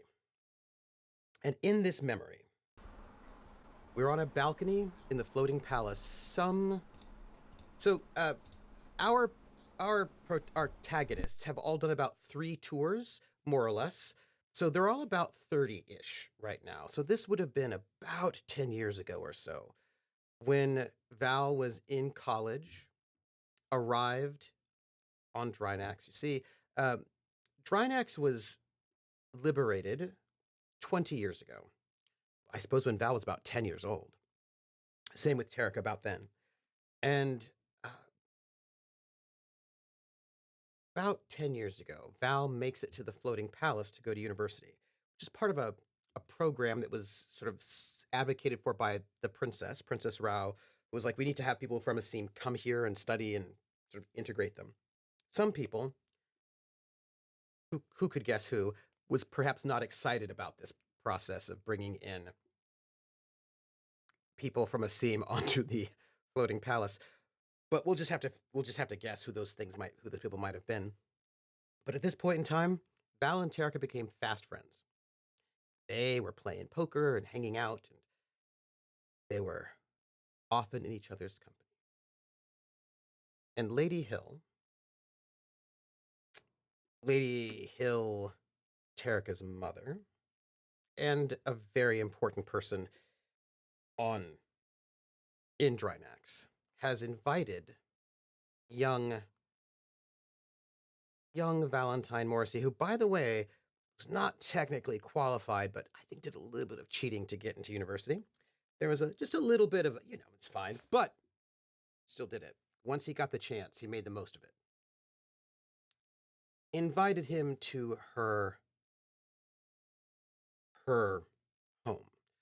Her home, of course, is bigger than many of the other people's homes, but it's still pretty cramped. And at this moment, they stand on the balcony. And she had just asked him, how much will it cost for you to go back to a seam and leave Terrica alone forever? Out of curiosity, what is your child worth? My child is worth all of charted space. Well, there's your price. Perhaps you don't understand. I mean, I understand that as a farmer? You don't understand complicated things. Look out there. Look out below you.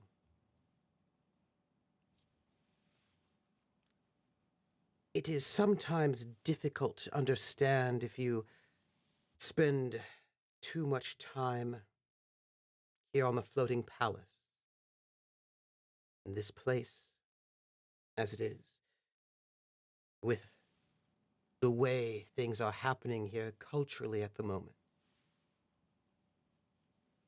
This is a place of memory, but not everyone here has as long as a memory as they should. Let me tell you about the way the world is. Not as it is here, but as it is. There are people of noble blood whose lines go back millennia. And those people who are called aristocrats, I don't know if you can spell that, are better than people who smell of manure. The people who smell of manure, their job is to toil and to not get above their raising. We all have a spot in the universe. People like you should not even be at the university. You don't need education to be a farmer. You just need to do what you're told by your betters. Now everything is madness. People like you up here in this palace, with people like me, like Terrica. You are, well, I was going to say you're worthless, but that's not so. You have value and worth as a farmer. That matters. What matters most is that you know your place.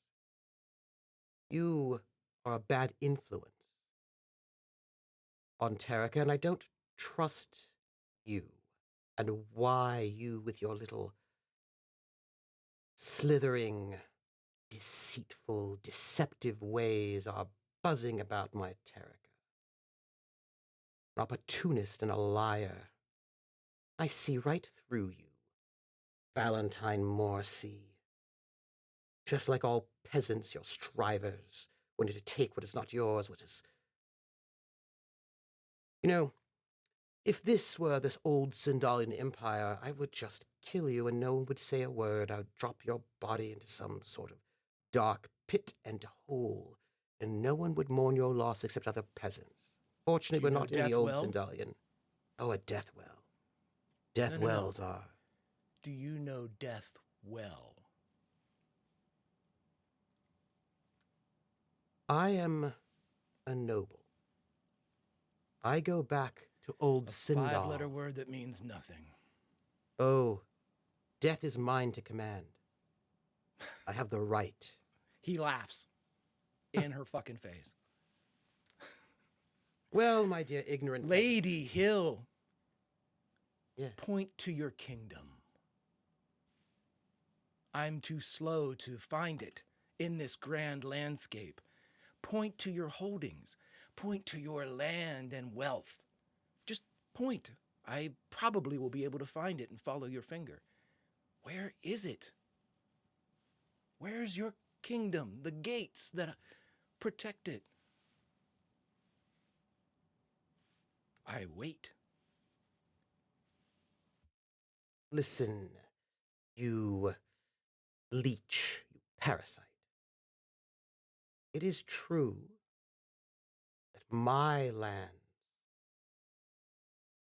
are not currently in my grasp. And But thus they're still yours. yes, they are. Because my lineage is true, not like others in this place with their claims to nobility that mean nothing.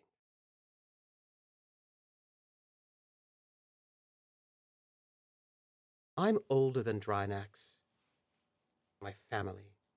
This Drinax is too young to understand the true power of nobility, what it means to be part of great Sindal. And the greatness of Sindal will be reborn, and in that place, there will be a spot for you. So my gardener, perhaps. You have a lot to say, but you don't mention a price. It's a lovely Well, dance, Lady Hyl, but you don't know the steps.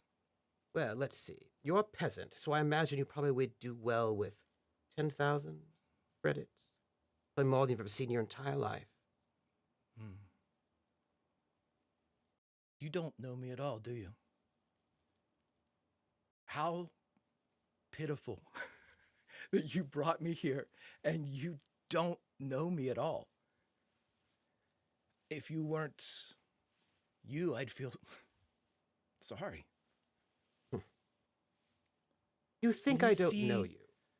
That? Is that right? And he points to a seam again. Yes. Star, yours, your little backwater, barely noticeable, manure-filled ball of dirt full of only and exclusively peasants and those who wish they were something better, but never will be. Yes, I know your planet. Good, then you know it's a planet. It's got land, a purpose. Unlike your kingdom, which is much like the space between your ears, air. Yes, yes. You don't value Terrica. I value Terrica very much. You don't know them. Very much. At all. You see, I don't think you understand how this works. Terrica is what I make Terrica to be. Terrica is mine and will Is be that how that whatever works? I want. Oh, it is. Hmm. Terrica will do what I wish, and you also will do what I wish. And what I wish is for you to take your little lying, deceitful, pathetic, peasant, manure-filled self and leave. Or else. Lady Hyl, would We you can- scream if I threw you off this balcony? I think you would. My dear friend, you cannot touch me. Why is that? Your Well- kingdom, your guards, your palace staff will rush to stop me? If you only knew who you invited onto your balcony, this would be a more delicious conversation. Mr. Morrissey. And she pulls out a photograph, surveillance photograph, of you and someone from a seam. It's Ruby. Would you like, how about this? And she pulls out a photograph of you and this Aslan woman. Why might you be meeting with the enemies of Drinax? Why are you so clandestine? The only thing I can imagine is because you are aiming to snare yourself a noble. I will not have it. You don't care about my child. You are just another leech. It's true, I don't care about your child. I care about Terrica the person. Someone I don't think you know. It doesn't matter who they think they are. It matters what I think. And there is the point of the matter. Yes. So how much? Carrot or stick, Valentine Morrissey? The stick every day of the week. If you knew who I was with your pictures and your insight, you wouldn't have to ask, Lady Hyl.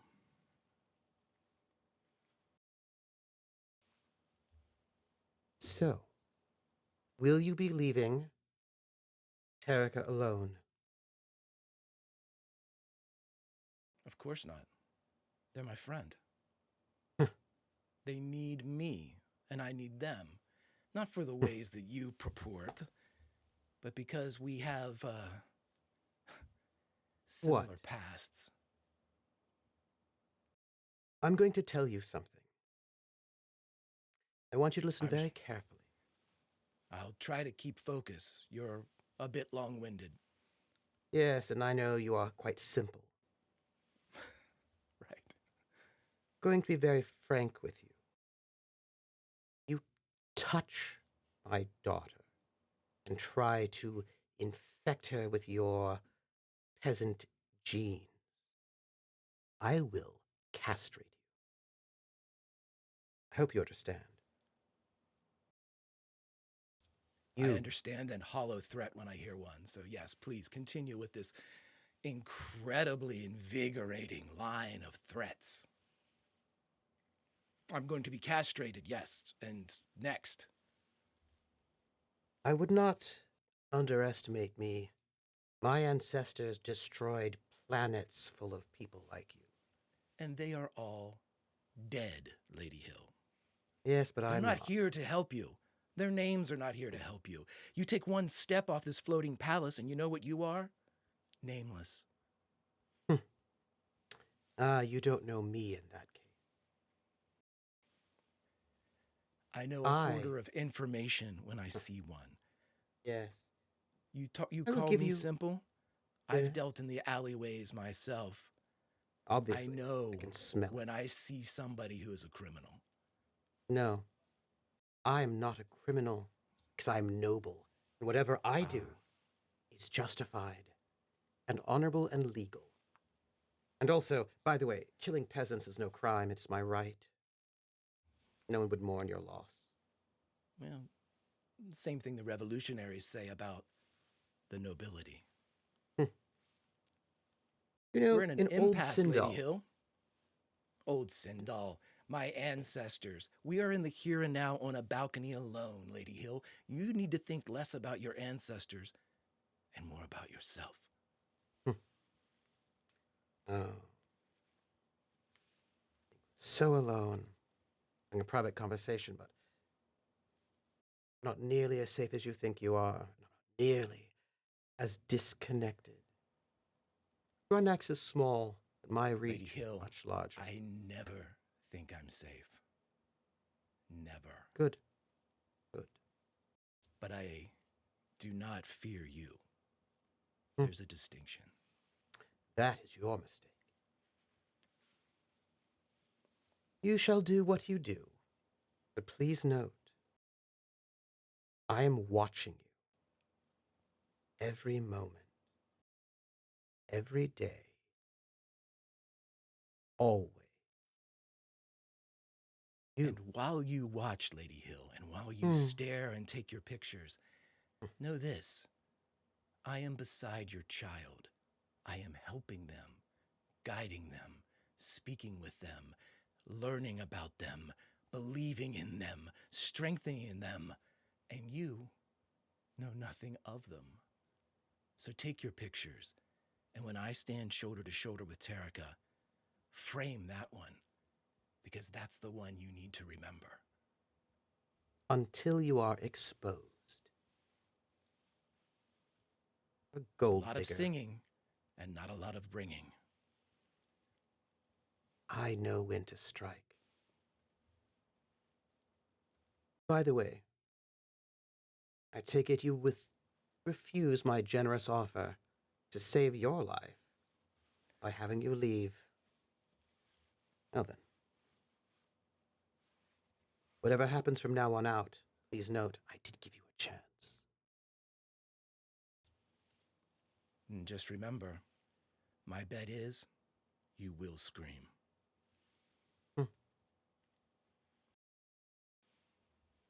By the way, you're dismissed.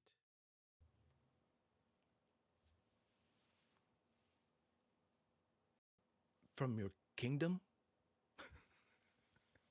From your lands? Have I been expelled? You're a hoot, Lady Hyl. A genuine hoot. That's what we say down in the mud with the peasants and the farmers. Could smell it on you. Sad, really. It's much like incompetence.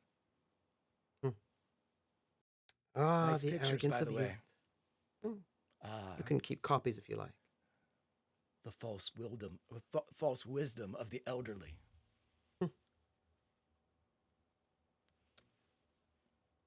You know, other people have tried to get close to Terrica.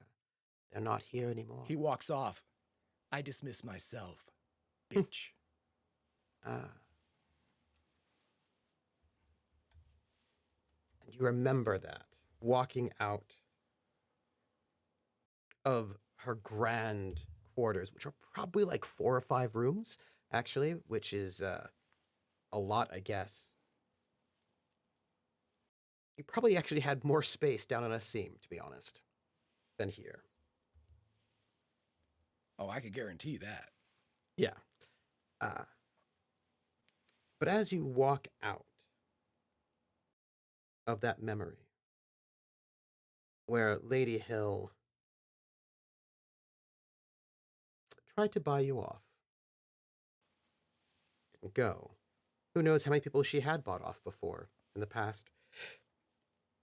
Who knows? But it's at that moment that you can feel the sort of breeze of air as you stand on the balcony. And I believe that is when I need a roll from Terrica. Oh, okay. You said that you were sending out a telepathic call. This is true. Terrica is not sure how to get a hold of Val, but they know one way to get a hold of Val. Navigating over to my little buttons to click. Mm-hmm. Please, if you would, your telepathy with advantage. With a boon, as it were. Oh, with a boon. Oh, okay. One moment. That's the word they use.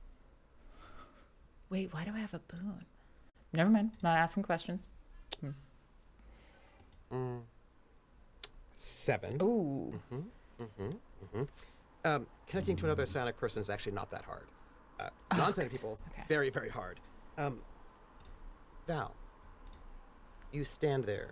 You can hear discussions behind you in the room behind you. It's Ruby throwing his weight around, directing these people. And you stand there on the top of the balcony, your arms out. In your mind, you hear. What do you hear? Val? Where are you? Val wouldn't respond. That memory of Lady Hyl had invaded, but he's back where he wanted to be in this moment as he stands on that top ledge, top of the rail, naked, ready to throw himself off. He is in the kitchen of his home back on a seam. He's 12 years old. And he's dancing with a beautiful brown-haired woman. She's Well, you do that very older. well. I was scared at the dance, Mama. Oh, I never danced with anybody but you. well, let me tell you, you're doing all of the work. I feel better when it's just us because we know all our steps. We complement each other, Mama. You are my Valentine. But cannot steal yourself away from all those other people who might need to dance with you. So sweet. Come on. Yeah, you're the only one I wanted to dance with, Mama. She picks you up. She kind of spins you around. She puts you I'm down. getting too big for this, Mama. I know, but you'll always be my little boy.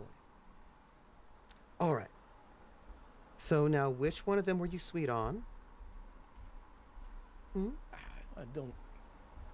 There's a couple of them. I mean, I know Jim wanted to dance, but I had you never know. danced with no one but you. I know. Did you know that I was told by Jim's father that he was quite an okay dancer, but a little bit shy? Well,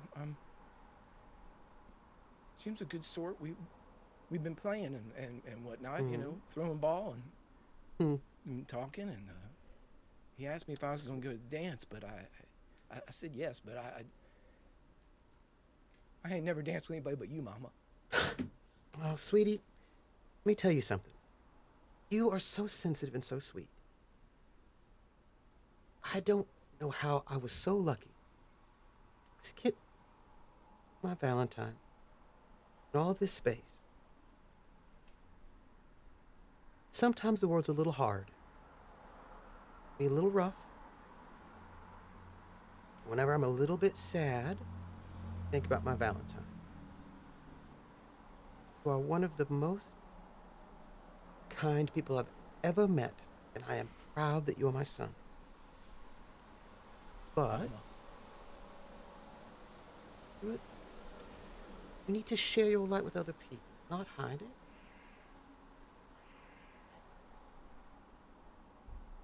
Mama. Touches your nose. Why'd you go away?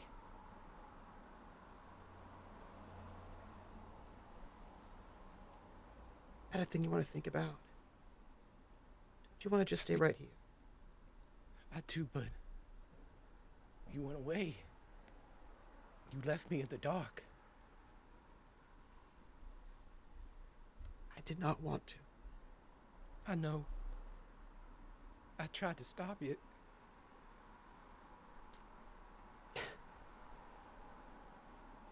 Valentine, your heart will... I have never wanted anything bad to happen to you, and I tried so hard. You should not have tried to stop him. It was okay. You were the only one I ever danced with, Mama. I know. I wish I could have somehow protected you from him. You did, as long as you could. I just wish we could have run away. We know that cave, you'd never found us, but we had the blankets and we had the books there. I know. You listen to me, Valentine Morse. What she would have said. You listen to me, Valentine Rucker. I want you to hear me, all right? You need to go and have a lovely life. And I am so sorry I could not be here. I did try. Your father... Well, if you get away from here, won't be able to touch you. Understand me? Now that I can't. I did, Mama, but he found me. He caught me. Did love his bloodhounds. I'm gonna go back to the cave now, I think. No. Wait. Maybe you can meet me there. I think it's too soon. Tell me something. Tell me something. Told me about Jim. What do you tell me about... What was their name? Terrica? Tell me about Terrica.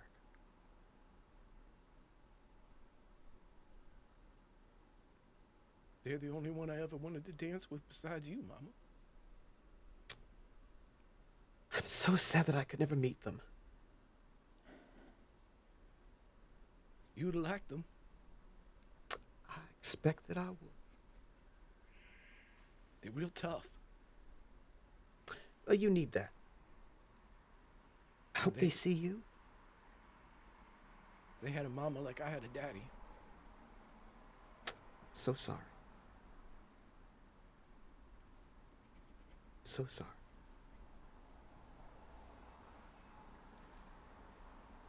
I need you to know this.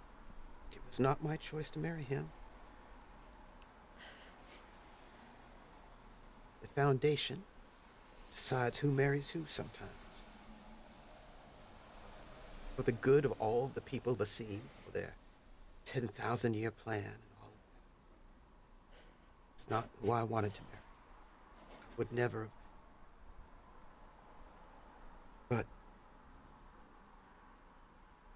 I got to meet you. Got to be my little Valentine, and that is worth it. Mama, I miss you so much. I miss you too. But you gotta do a favor for me, all right? Okay? I'll do anything, Mama. Listen. I don't want you to think about the last time you saw me. Don't do that. I know you think about it sometimes and don't. And I told you not to hide your light and who you are, your kindness, your sweetness. You have to hide it from him, okay? Don't let him see. Just say what you need to say, that he leaves you alone. I want you to hear something from me.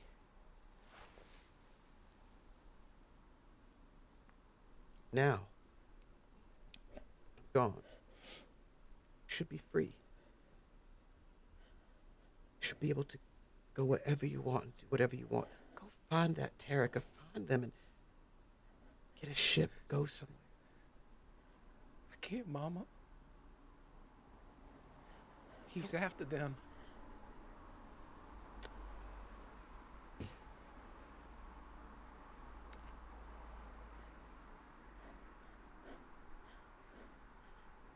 He is not. It's the only way, Mama. No. I can't think of nothing else. No. Shh. Come and dance with me. Val.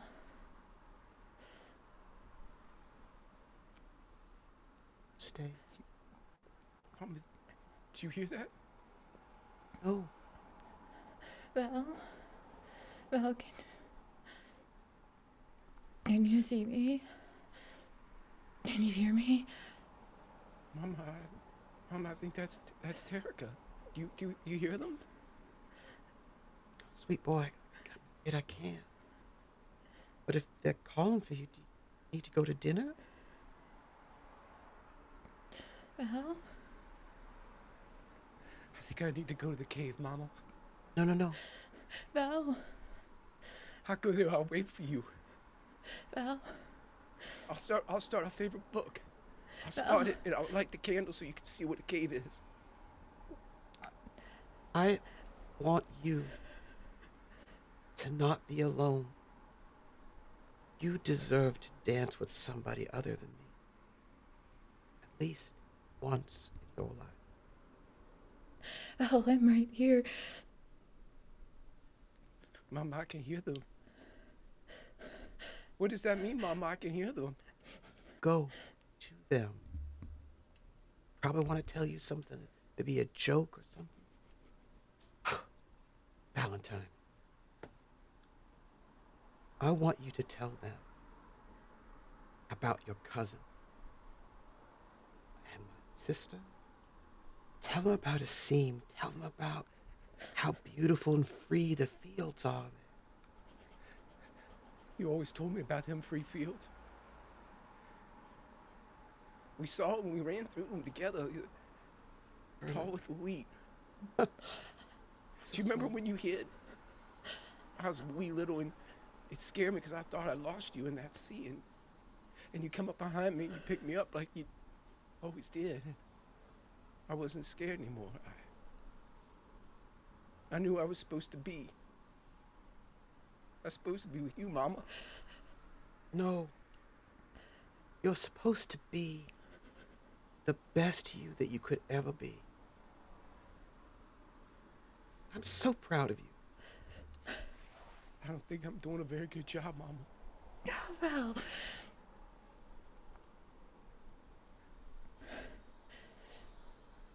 Val, you're doing an amazing job. You're Mama, doing I an can hear amazing them. job. I can hear them. They're getting closer. He's going to find them. If they get here while he's here, Val? I'm going to have to do it, Mama. Val. Val, Val, don't go. Val, don't go. Val, Mom? Val, I'm right here. I'm right here. Just Mama? just turn around. I'm right here. Just turn around. Tell me where you are. Where are you? Come on, Val. I'm lost, Where are you, Mom. I Val? don't know where I am. Okay. What- I'll find you. okay. You found me. Okay, I'll find you. You found me. Are you coming, Mama? Yeah. Yes. Val, I'm right here. Val, I'm right here. Just have to wait a little bit longer. All right? Okay, Mama. Tell me what you see. What building are you in right now? Yeah. What building? Yeah, what building? I'm in the one that overlooks your sculpture that you put on the roof whenever you were young. Oh. I can see it. I can see it. It's the one with the mirrors and the crystals. It looks like the fields on the roof of the Yes. building. I'm looking at it right now. I know where that is. I know where that is. I'm here, Mama, if you could find me. Val, I'm coming. I'm coming. I'm coming back. Mama, I can find you. could you hurry? Please hurry, Mama. I'm hurry. I'm hurrying. Just take my hand. Okay, Mama. I wish Look you at didn't the have to go statue. away, Mama. Wanna go? I know. On my way. He steps down off the railing. The minute Terrica would have known where he was, they would have stepped out of this and started running. I just didn't want to interrupt the scene. Would you please make your teleportation roll? I will. You have a boon. Oh, good. Here we go. Oh, holy cow. That's a nice roll. Val, you step down off of the balcony. You can hear your father and these two people inside planning your life. What you will do. What they will do. And your mother's hand. And your little tiny hand. But you look. And you see out before you this amazing sculpture. Your mother worked 10 years on this sculpture. Somebody from a seam has never had their sculpture accepted into the palace. And it was accepted. It's right here in the Golden Palace. Testimony to all that she did. When everything was so bad, she took time and she made this. She's remembered here, at least, every time somebody looks at that statue.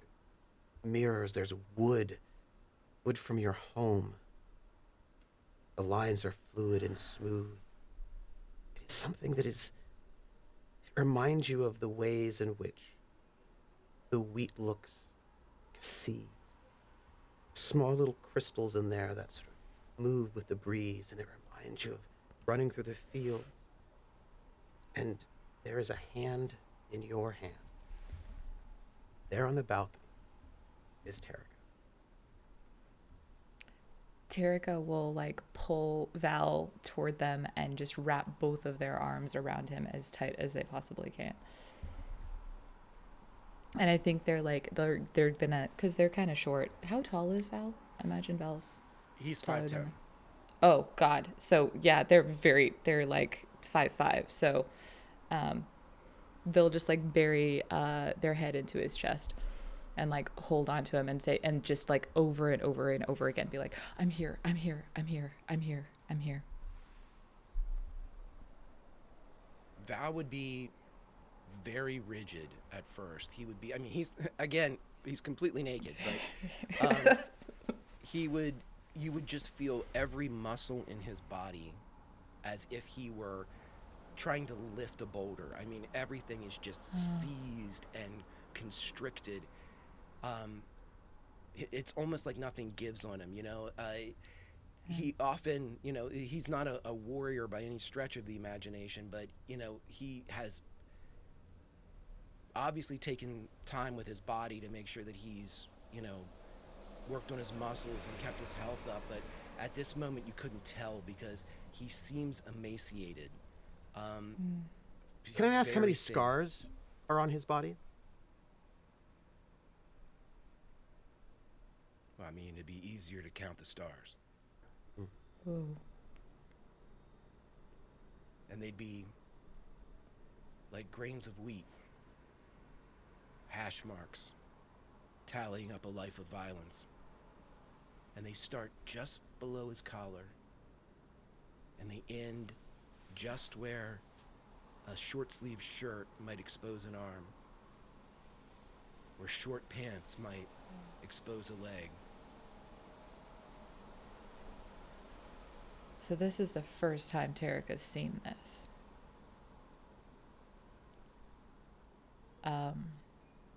Then when they I think they probably feel it actually first, because it's more of just an instinctual like pulling him toward them and like holding him as close as they possibly can. And then there'll be that moment of like where they recognize, oh, this isn't hair, this is a scar, this is a scar, like just everywhere. And they will try and like wrap their arms around him even tighter. Val doesn't respond because he's not sure where he is. He has no purchase in reality right now. He's between all of these different places.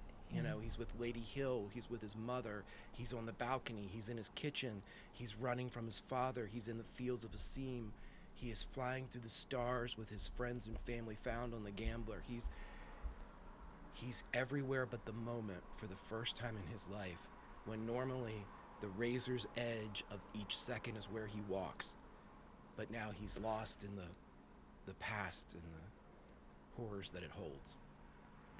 But he's looking, and you just see tears pouring from his eyes. There is recognition in the eyes, but nowhere else. I think then they'll, like, when they see that, they'll take his face in, like, both of their hands and just bring him down so that they're staring him, like, straight in the eyes. And that's when you hear it, Terrica.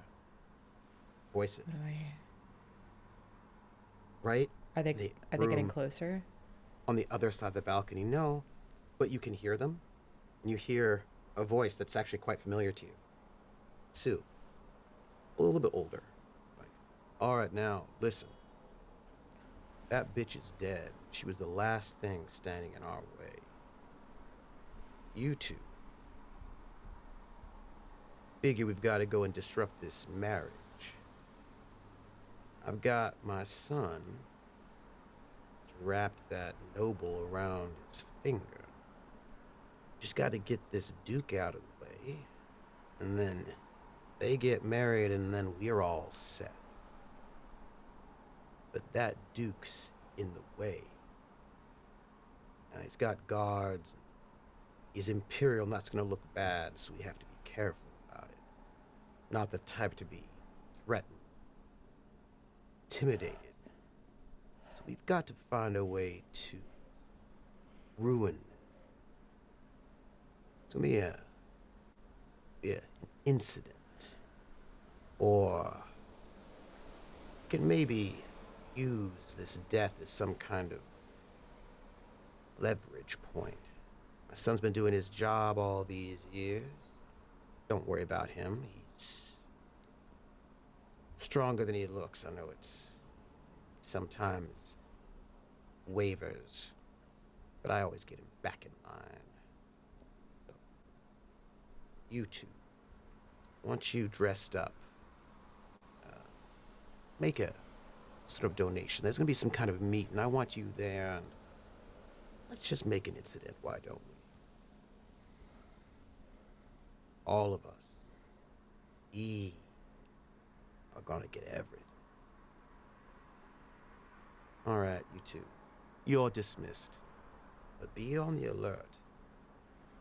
One goes, well, Ruby, did you arrange that murder? Huh.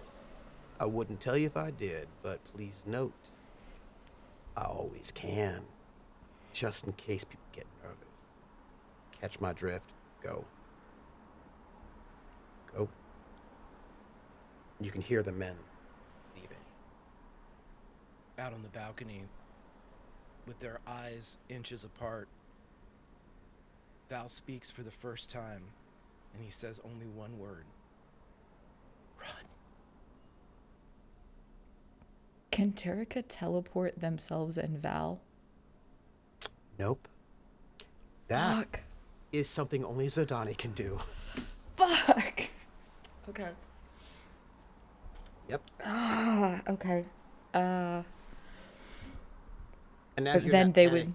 you just hear him go, "Come on, boy. Stop mooning out there." I can't leave you. I can't leave you. I can't leave you. Val. Mama, he's gonna get you again. I cheated death once today. Seems like a good day. Come on, Val. He always gets you. But I can't stop it.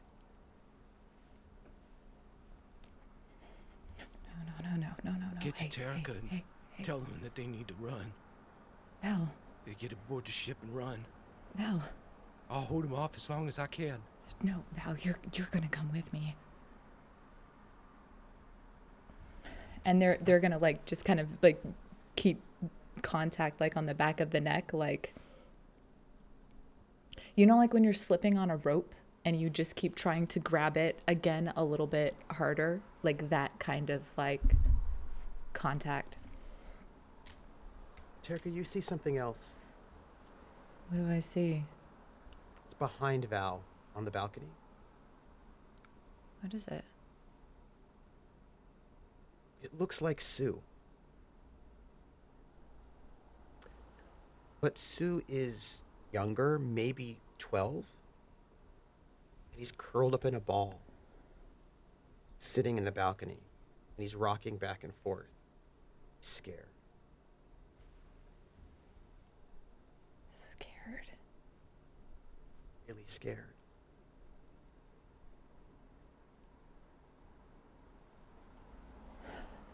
Okay. Small. Okay, what if you... Can you get out of this room? I could meet you downstairs. You'll find me. We could take the Elaine. We can take the Find Elaine. us. I can fly. It's not great right now. I'm really bad at it right now, but we can fly. We could take the Vespertine. Nobody can find us in that. Valentine, I've got a banquet set for you. You're gonna have a job to do. You gotta look impressive. I think this is when we make the claim. I think we can make the claim at the banquet.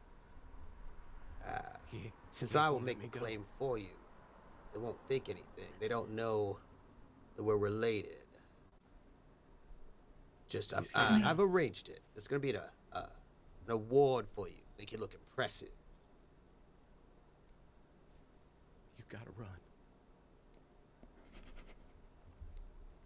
And you can hear a decanter of alcohol being opened, and you can hear the clinking of that. And you can hear him, he's wearing boots, you know, heeled boots, and you can hear his boots clicking on the polished floor, the gold floor, the brass floor on the inside of this room. If he just looked out that window, he might see you. And you can just hear his boots clicking as he calls out to his son. And every time he speaks, you can see Sue flinch as if he's afraid of being hit.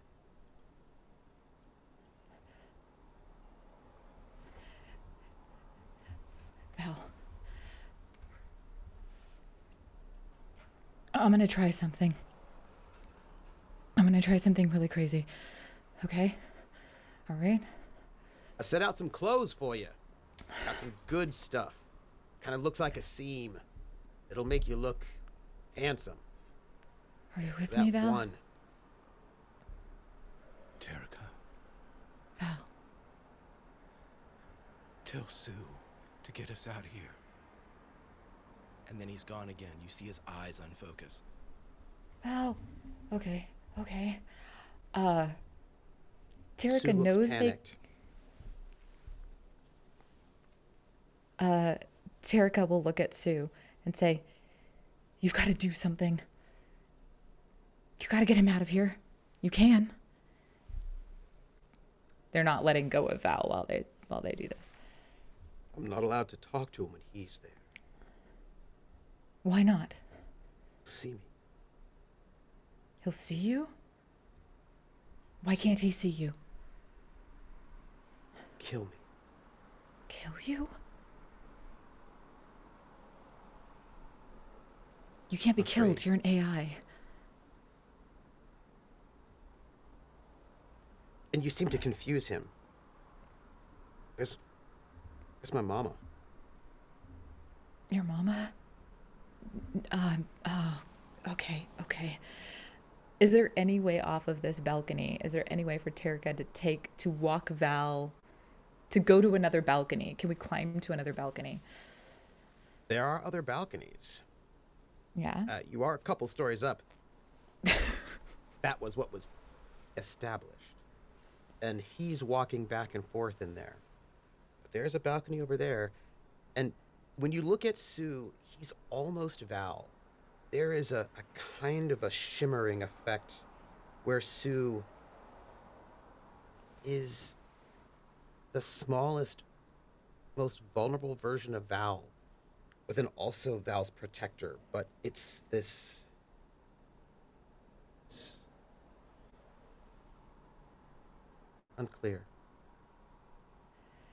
And Sue stands up, says, "All right."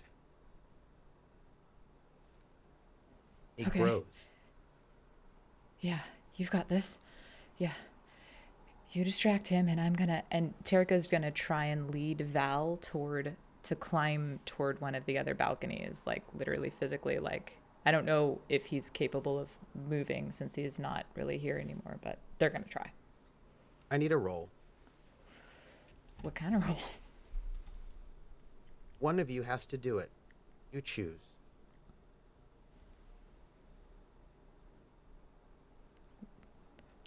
Do we have to choose before we know what the roll is? Yes. It has to do with Sue. Oh. I feel like Both. Sue is your domain, Greg. What do you think? Both Greg and Val trust Ari and Terrica. That's not. Oh, no. No, it'll be fine. Okay. Okay. What am I rolling? I need something psionic based. Okay.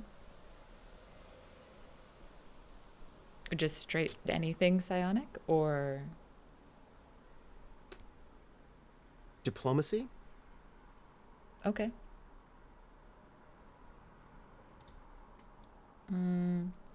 Just straight psionic strength with diplomacy. Mm-hmm.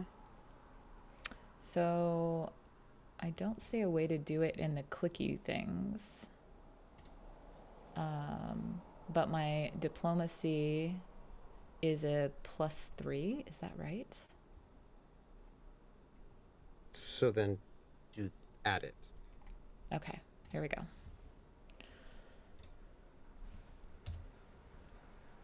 Oh, come on, man. An 11. It's a very good number. Let me ask you this. You need a little bit more. I'll spend And the luck. there's something in Sue at this moment that you notice. It's your mother's perfume. Lady Hyl's perfume?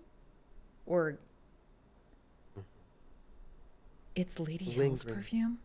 Lingering there. That like Right cloying in Sue's rose chest. scent? Oh. You can tap into it in that moment, as if her essence has been stored there.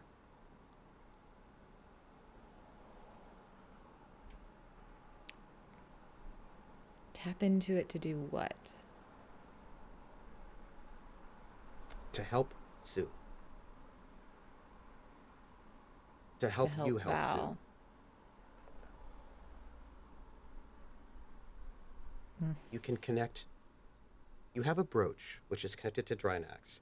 Sue is no Yeah. longer connected to Drinax, but at the moment he has a seed of Drinax in him, which is her mother. And I can't go through the brooch or Drinax. I have to go through Lady Hyl. It's from Drinax to the brooch to Lady Hyl to Sue. Because Val, you do not know this, but because Val put that seed of Lady Hyl inside of Sue, there is a connection to Drinax there, which means you can channel into Sue, otherwise you couldn't. It's for Val, so Terrica would. That's going to have repercussions. How do you take your mother in this moment to help Sue? Like, how do I connect with her? Or you said take, though. Yep. Okay. It's connect. It's like, you know what I mean? Like it's a conduit, right? So there's a little bit of flow.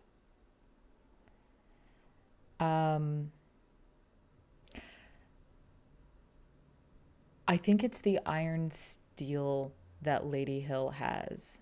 the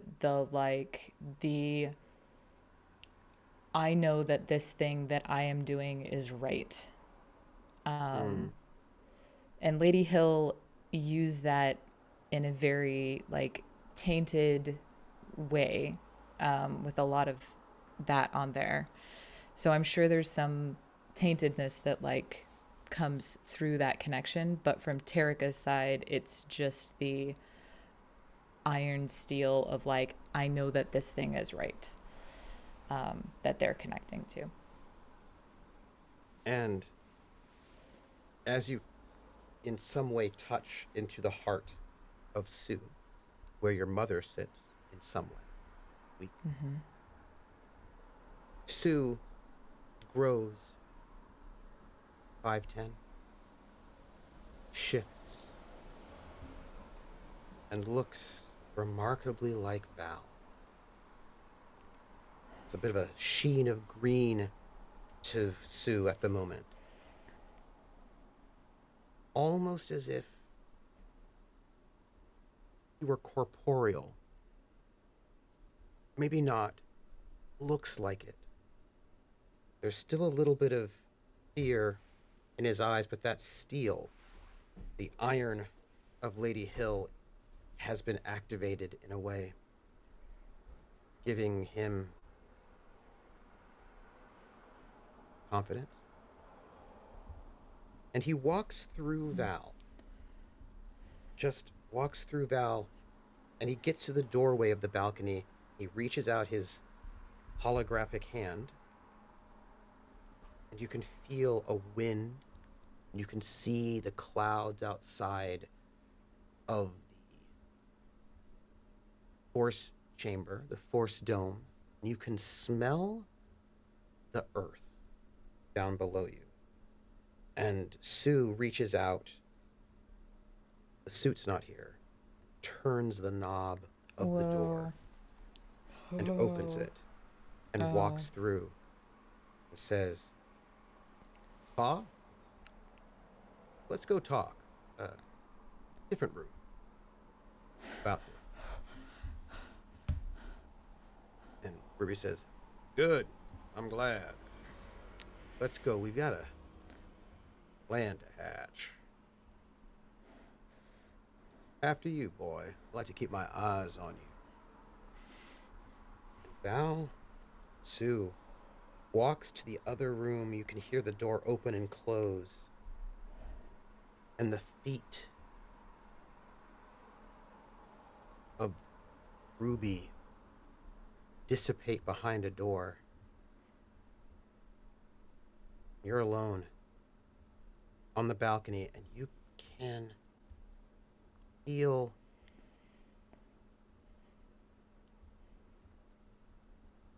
Severence. Somehow smells like the earth of Drinax. You can feel the Harlock. She seems like a mother. And all of this feels like plants growing and overextending and trying to reach and fall. And then there's Quint, who seems to be a memory of... And your brooch is hot. It is hot. It's burning into your flesh. And you can feel the tines of it get deeper and dig deeper into your chest. Please take 2 points of physical damage. Is that usually out of endurance or dex? Endurance.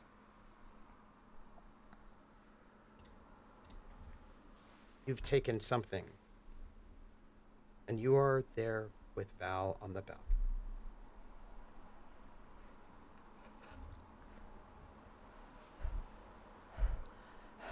I think they'll like start to pull him toward the door to like, because now is the moment, right? So they're just, is Val capable of walking?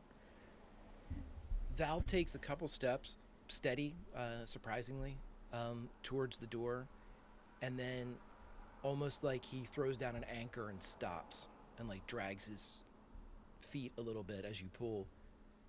And for the first time, his eyes focus, but not on Terrica.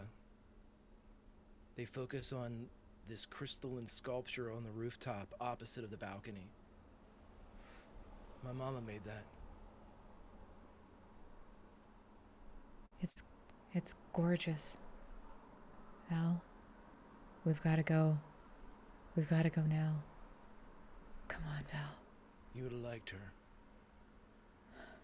Yeah, I think so. She would have loved you.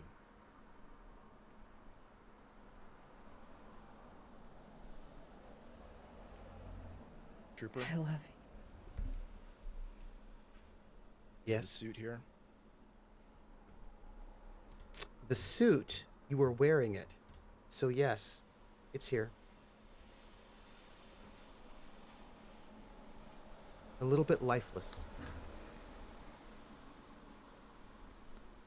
Val, still unclothed, does not break physical contact with Terrica. The feelings of the hands grasping on his neck, it's literally the only thing that's keeping him in this second. And he turns his attention, maybe for the first time, to Terrica. You came for me. Always. I told you to the end of the world and back, Val. I wasn't lying. I'm a bad person, Terrica. Who isn't?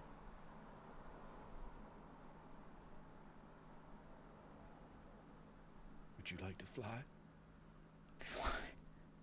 I really want to get you out of here, so literally whatever option we've got for that, yes. Val, 100%. I can get you to fly. Okay. Without a ship. Okay. Come on. And they're going to keep kind of trying to tug him, just like gentle tugs, not yanking tugs.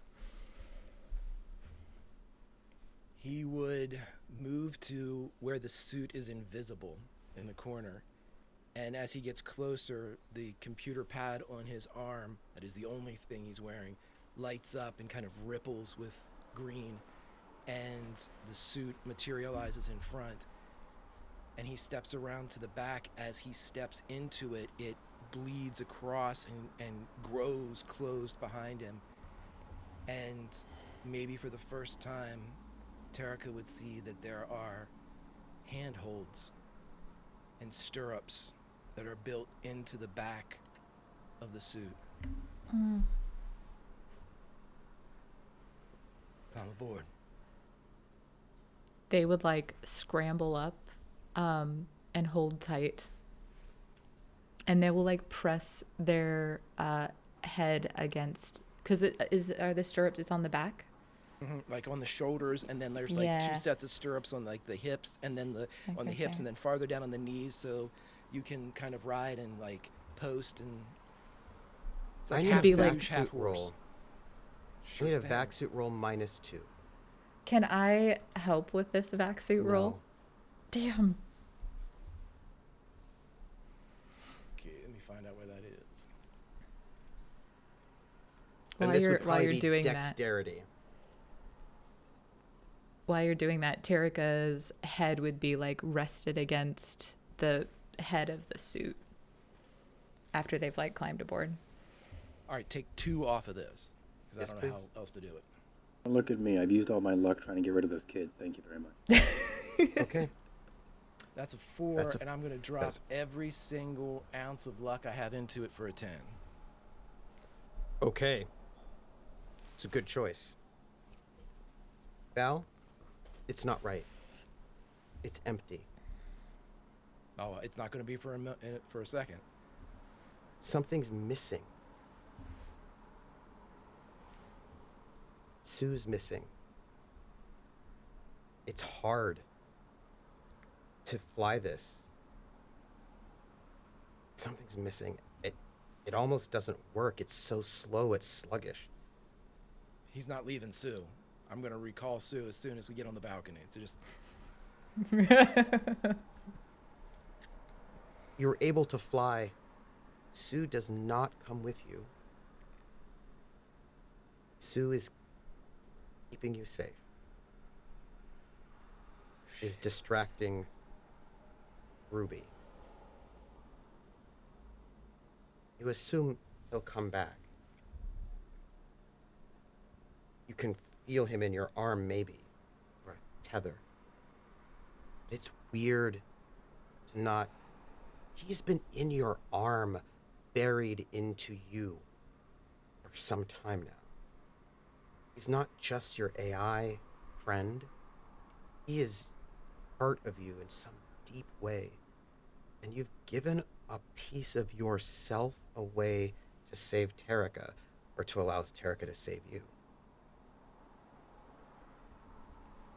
I think that when Val gets ready to kind of this time fly off the balcony as opposed to what he was going to do before, as he stands up on the railing, he feels the absence of Sue in his arm, in his heart, in his mind, but it's the weight that he feels on his back, the presence of Terrica, that balances the scales.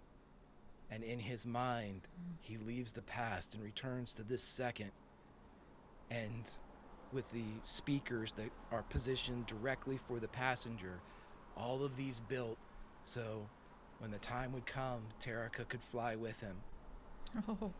He says, "Thank you for coming for me." Every time, Val. Every time. And they fucking fly. On the Gambler, Severance's room. Severance? There's a knock at the door. Yes. Door opens. Nobody walks in. Door closes. You smell ozone. You smell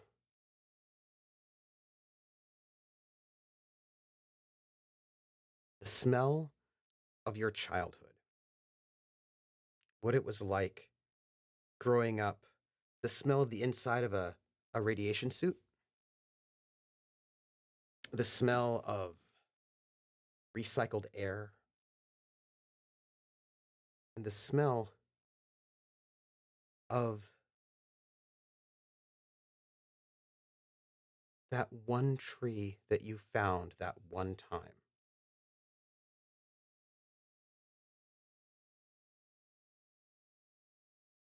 And in a shimmery way, you see very faint a figure in front of you.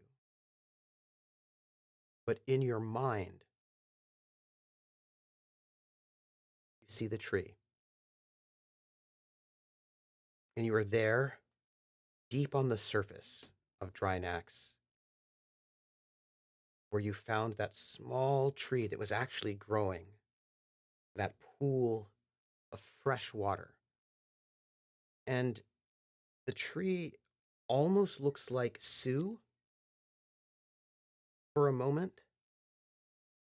And it is Sue's voice, but not exactly Sue's voice, that says, "I have been cut. Cannot stay here long. You have come back to me. I have been waiting for you. It has taken much. For me, I don't have much. You're coming?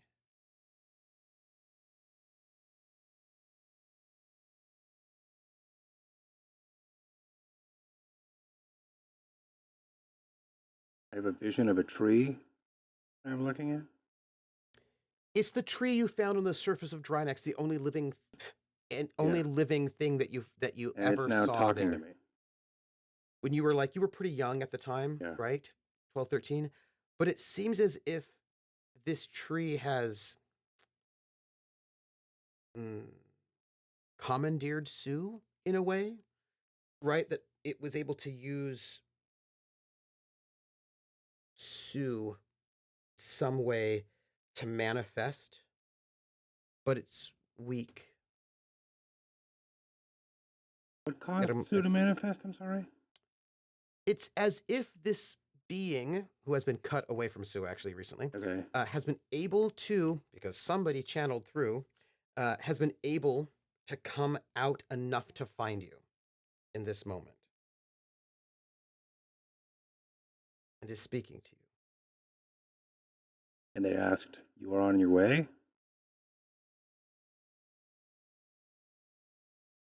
I'm not certain. You are my child.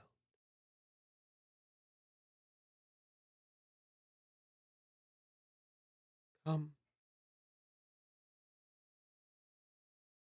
Me. I'm sorry.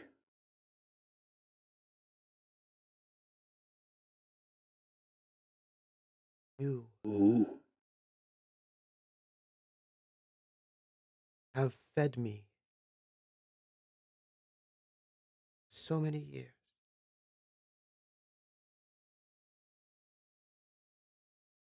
You have come home.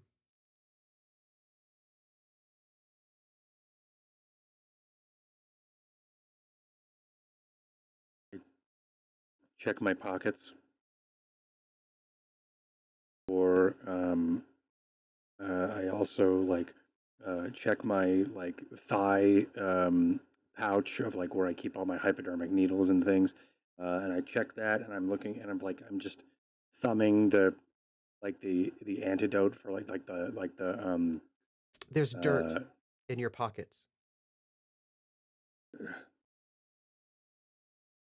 The dry dirt of Drinax.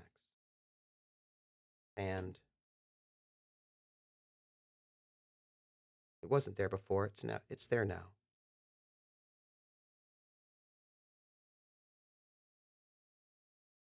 Can't stay long. I've been.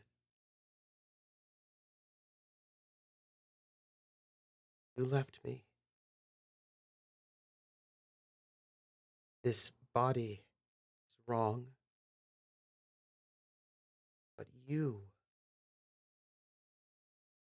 them, I'm waiting for you. I need you.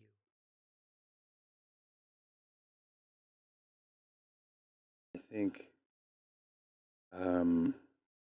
Severance, I think he's really confused, but with a furrowed brow, sort of brings up his data pad that he always uses, and then he does a swipe, and if we were to see over his shoulder, he's scrolling through and then clicking on the contacts to the offices of King Olub, and then he takes out that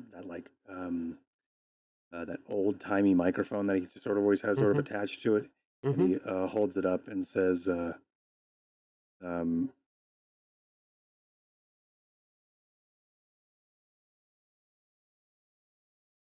Yes. I need to schedule an appointment with the king. I'm sorry, who is this? This is Admiral Severance of the Ah, Gambler. yes. Yes, Marquis. It's good to hear your voice. If you need a meeting with the king, you are, of course, welcome. When would you wish to speak with him? As soon as possible. I have a professor here that needs to get to Drinax. The surface? Surface. Yes, well, yes, of course, Marquis. We will make this as soon as possible. When would you wish to speak with the king? Whenever he's ready. Thank you. Thank you. Thank you, sir. he hangs up.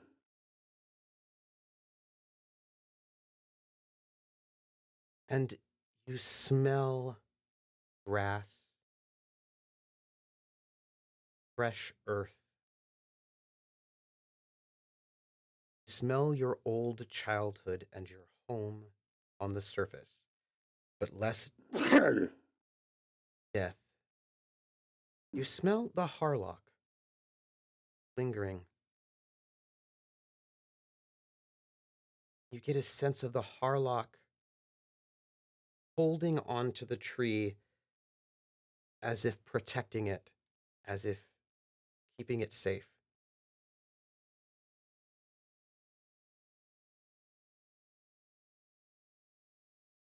The planet is calling out to you. Yes.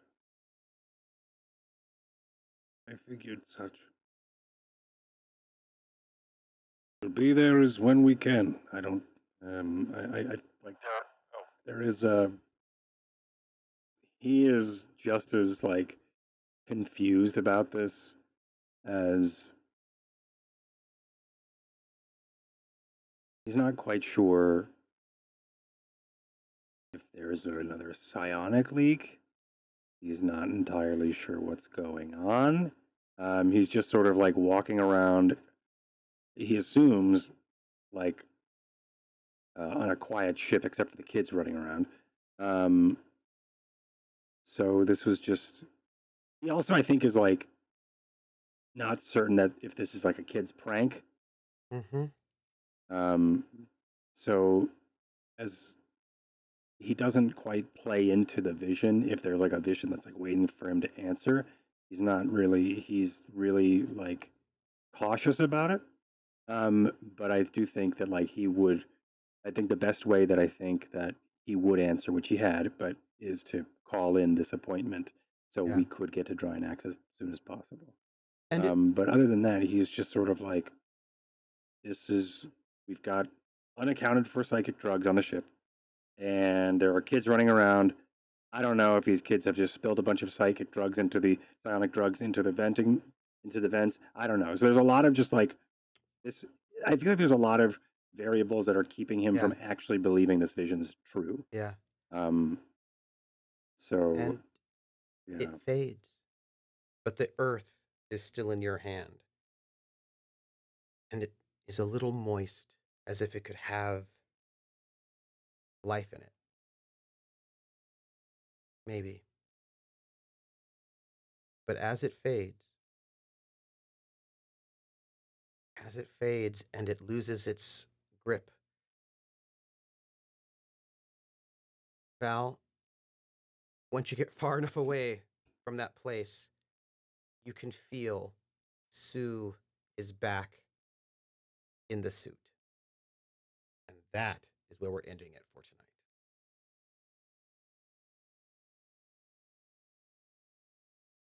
Someday I'll figure it out.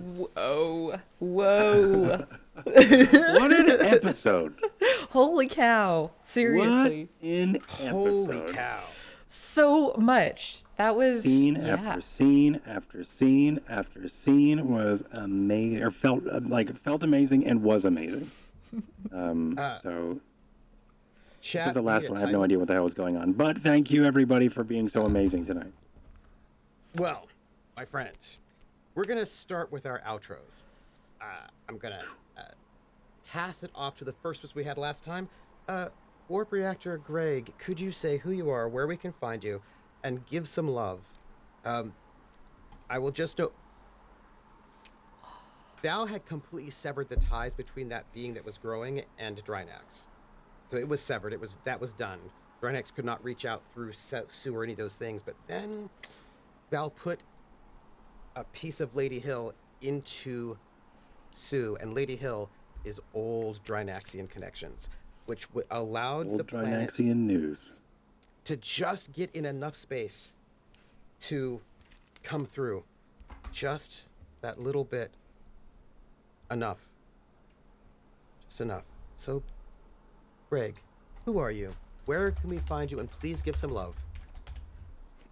Hi, everybody. My name is Greg. I play Dr. Valentine Val Morrissey here on the fantastic Academic Foxhole with these incredible crew and cast and chat and all that lovely shit. If you're into reaction videos, join me over on YouTube as Warp Reactor. I am doing The Expanse and Star Trek, the original series, and a bunch of other fun shit. Arcane just started. So join me over there. You'll have fun, hopefully. I mean, there's not much to say about this cast and our beloved GM here. I look forward to Friday night to be able to basically feel like my guts are on fire at the end of it because of the intensity, some of the shit we've got to do. And when I say shit, I mean joyous shit. This is fucking so much fun. And to be able to play off of this cast is ridiculous.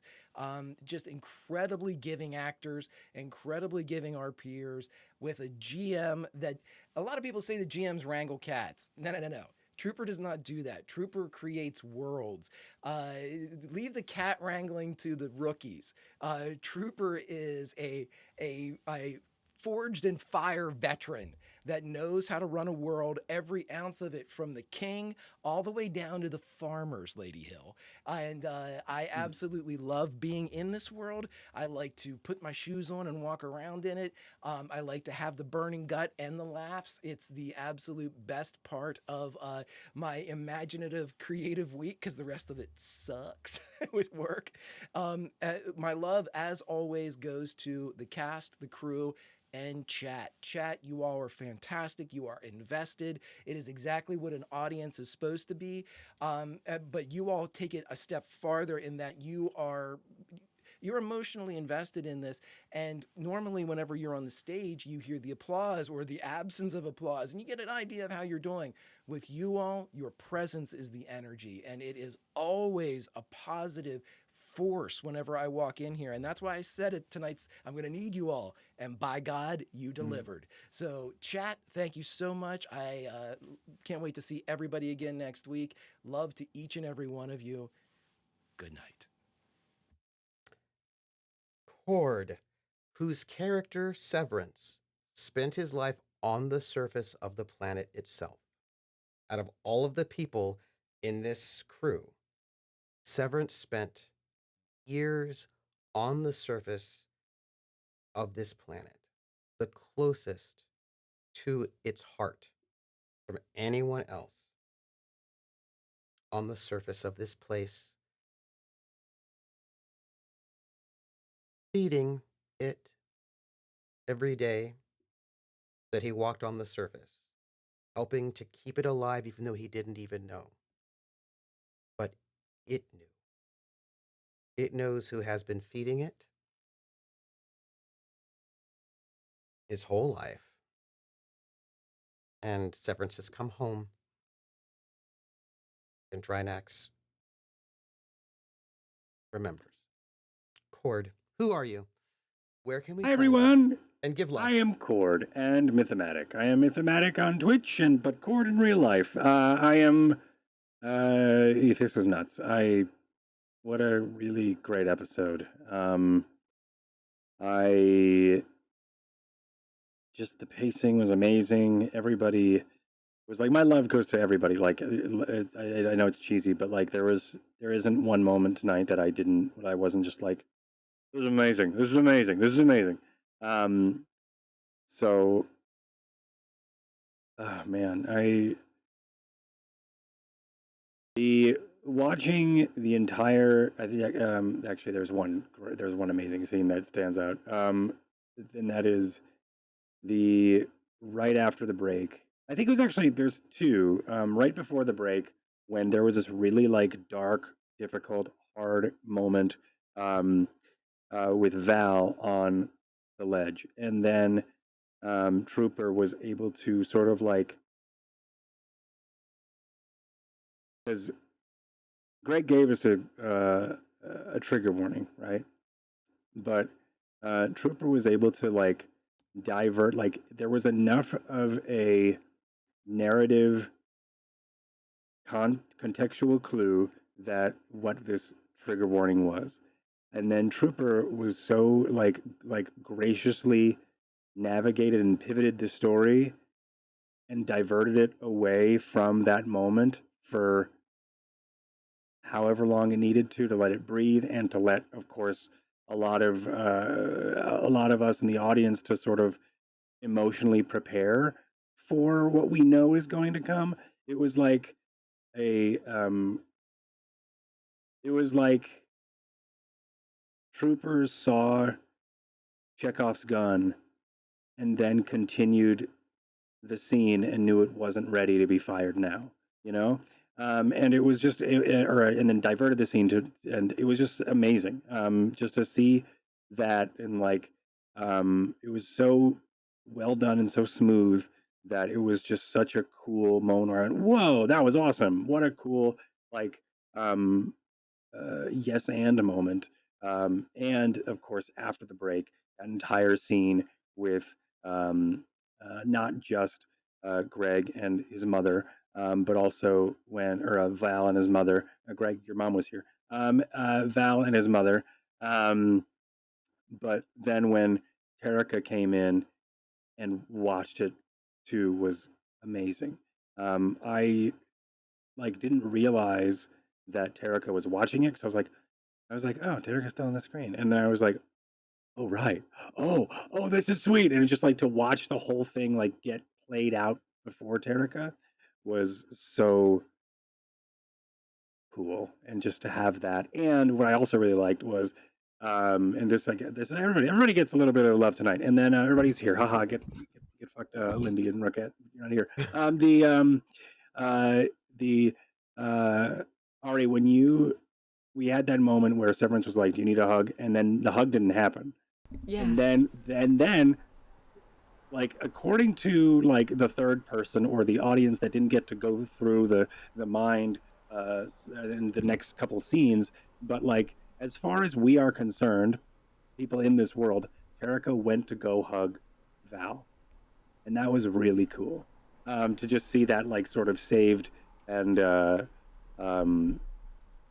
I don't know, I just loved it. It was just so good. There was just so many really amazing moments tonight, and just it was just so good. And I loved role playing with Rocket tonight when we were bouncing back and forth between like trying to keep like the Harlock wanted to keep the dog around. No, I'm kidding. Evan around, and I kept and like Severance just kept being like, nope, you know what, we don't need you. You can go. Was a lot of fun, and like it felt like good cop bad cop, but I think Severance was being serious. It was being like genuinely being like, we don't actually need you. If we're gonna go pirate, that's probably going to be way easier for us. But it was just, it felt like a really great episode tonight, being a part of it. But when I wasn't a part of it, it was an amazing episode to watch. So thank you everybody for letting me put my camera, take my camera down and just watch and be in the audience and just enjoy the skill and talent that you all have for storytelling. And it's obvious why you all do this. So thank you. Thank you all. Next up, Ari, playing a character who has had to make a lot of really important choices about who they want to be, and whether or not they will reject the legacy of their mother completely or find something in it that might allow them to save someone else. Ari, who are you? Where can we find you? And give some love. Well, thank you. I just realized my music's still playing, so I'm shutting that off. Hi, I'm Ari _Ventures. You can find me online here on Fridays or live in Seattle. I'm in a couple of shows right now. I just got done with Spa Day that I forgot to tell you all about last week. I'm so sorry. But it was so much fun that we're probably going to bring it back again. Tell me about that. What's Spa Day? That's a show? It's a show. What we did is we offered catharsis. Oh, okay. Well, I need to get my little singing bowl, and then we literally walked out with like a singing bowl, and instead of like a bell for the improv games, it was a singing bowl getting chimed, and it was all about give us the things that haven't gone right for you, and we will set them right. Or like, what is something you wanted to tell someone and never got to tell them? Like, we will tell that in this scene, kind of thing. Wait. Yeah, it was beautiful Zen playback. It was very beautiful. Literally, we came out, the MC to introduce us, like, blah, blah, blah, blah, spa day. Let's all say Om together. So we like came out to the entire audience being like, Om, which was just delightful. Anyway, we're going to do that again. I'll keep you posted. It was really lovely. It was entertaining and funny and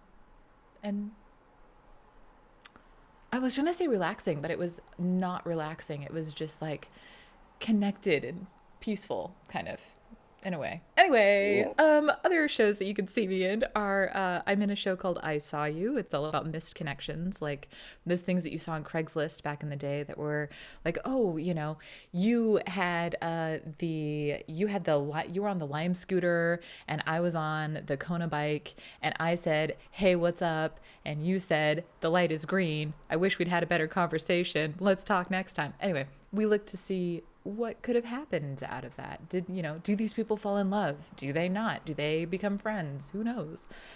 And then, of course, theater sports. Fun, games, sports, judging. It's lots of fun. Love for tonight. Holy cannoli. It's like, hard. So one. It really is a difficult one. Man, okay, sorry. I had so many. One of my biggest ones is love for Rockette, which is the handling of Evan, because one of the things that really sucked is that I knew, like, when we got out of that conversation with Evan, I was like, there's no way he's staying. Like, there's nothing Terrica can say at this point to get this guy to stay. And so then to see this sort of redemption moment of like, okay, yeah, we'll take you there and then you can just decide on the way. Like, you can change your mind. And here's why it matters, as opposed to like no, this is actually illegal. Here's the letter of marque, right?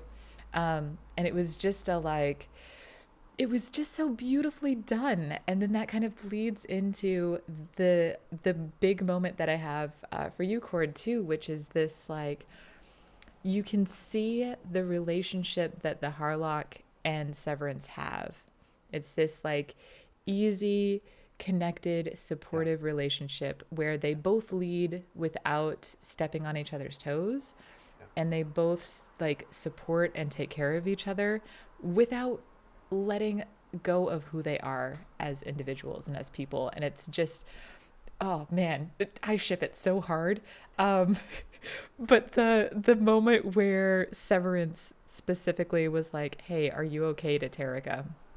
And we finally like see them crack, right? And we've seen them do this a lot, right? Where they will hold themselves together for a really long time and then they just sort of fall. Oh no, I lost my ear. Hang on, I'll put the other ear in. Hopefully it reverts. Oh, good news.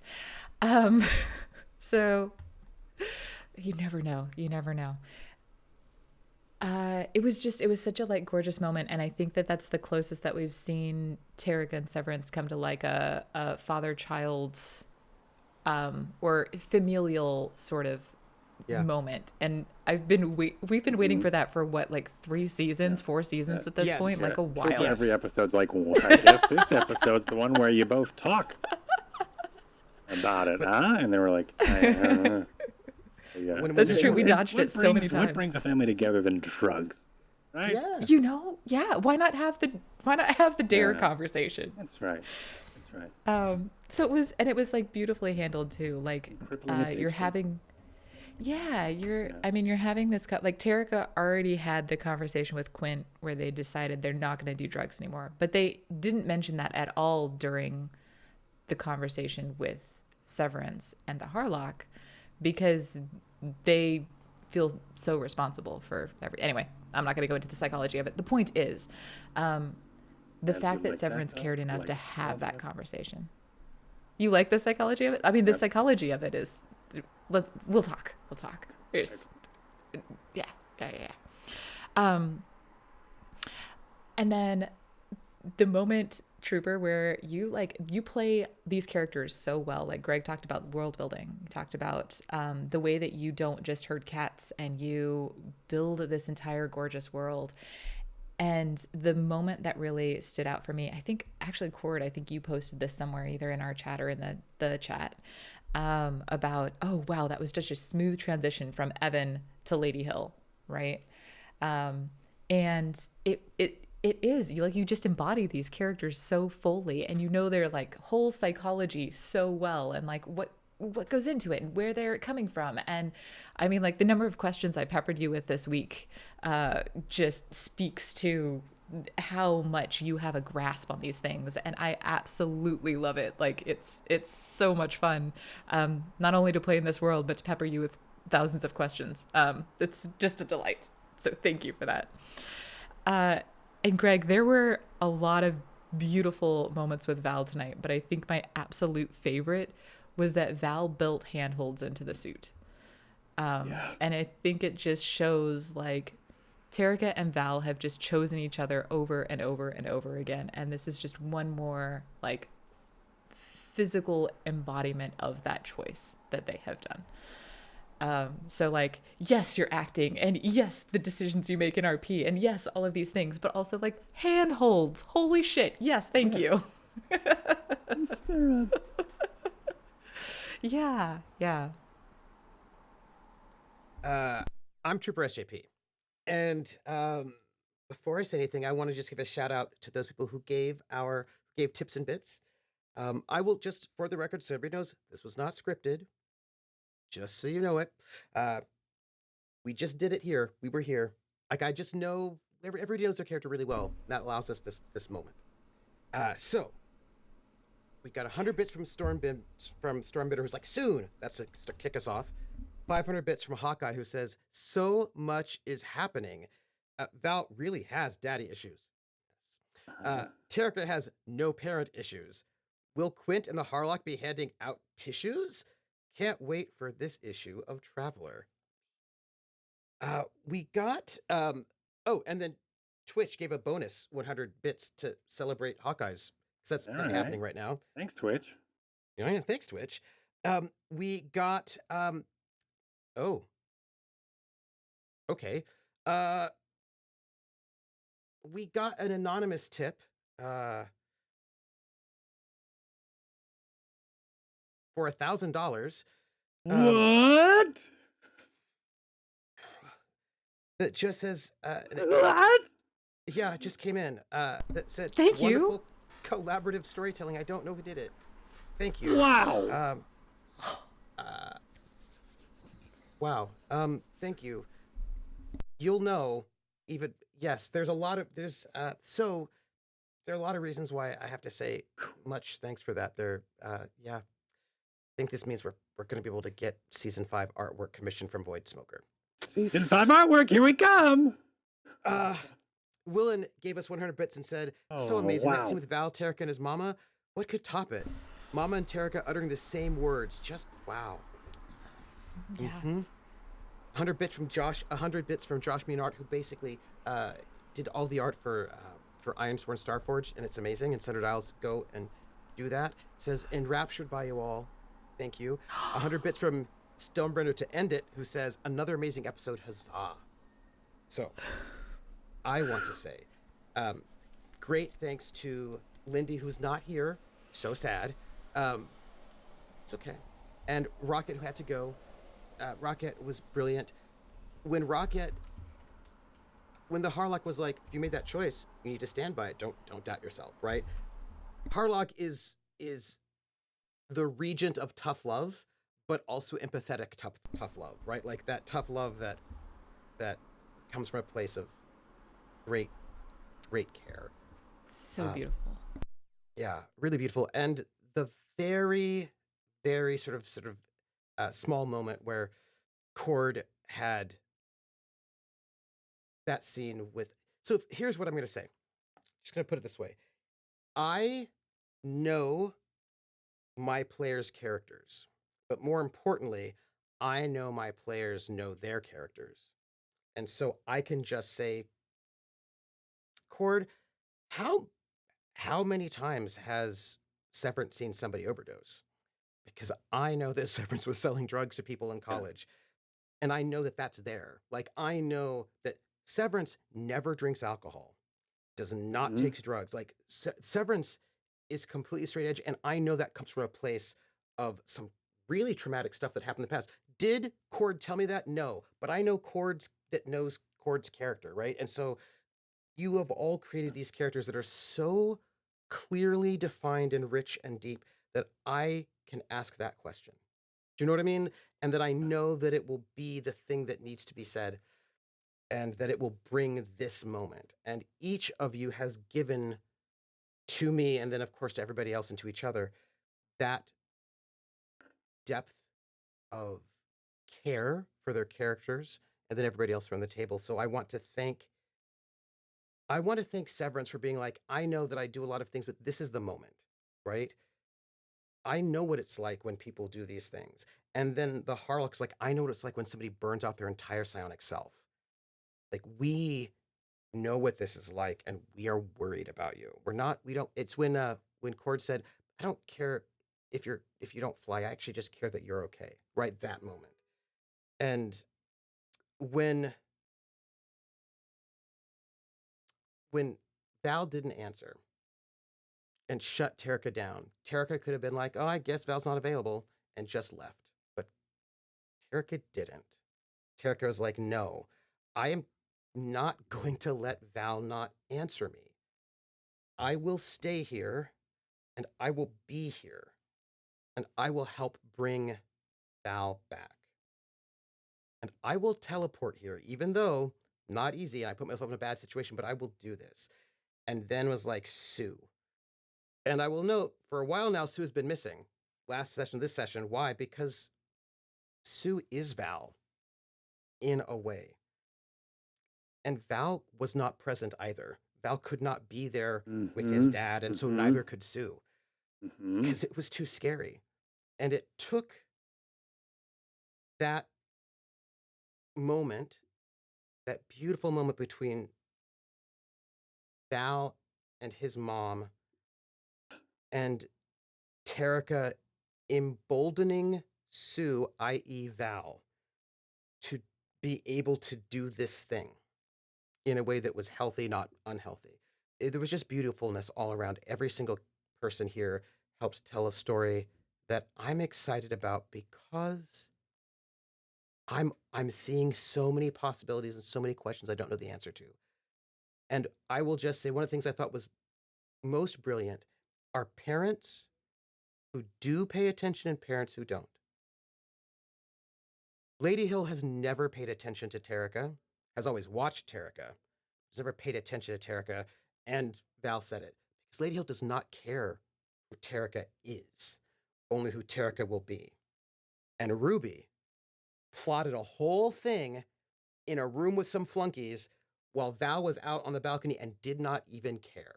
Like, Ruby was planning Val's life and didn't even notice what Val was doing, because Ruby does not care. But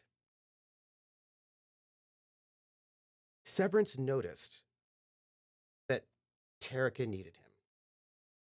Severance has been noticing what's going on with Terrica for multiple sessions now. Severance is a parent that noticed. And Drinax, in some ways, is Severance's parent and also noticed. So there's this sort of when people notice and when they don't, and when they see you and when they care, and when they just see you as some kind of image that they care about. And so to see those parallels was just, for me, very beautiful. And I want to say thank you. And thank you to the entire cast. We're going to have everybody back next week. Yeah. Thank you. So Thank you, exciting. everybody. I think the title of today's episode is going to be Mother. So, Oh. What about When You Wish Upon a Scar? ooh, I already put it in the chat, and I'm like, that's a pretty good one. Yeah. that's a good one. Wish That's a Upon good a one. Scar is a pretty good one. Yeah, because also the planet is scarred. Oh, yeah, And so that's many good. layers. So many Yeah, layers. that's good. That's all our layers. Yep. Thank you, everybody. We're gonna go and do some self-care. Take care of yourself. Drink something. Have a beverage. Listen to some music. Give yourself love. I give you love, and thank you for supporting us. We will see you on the flip side. Bye, everybody.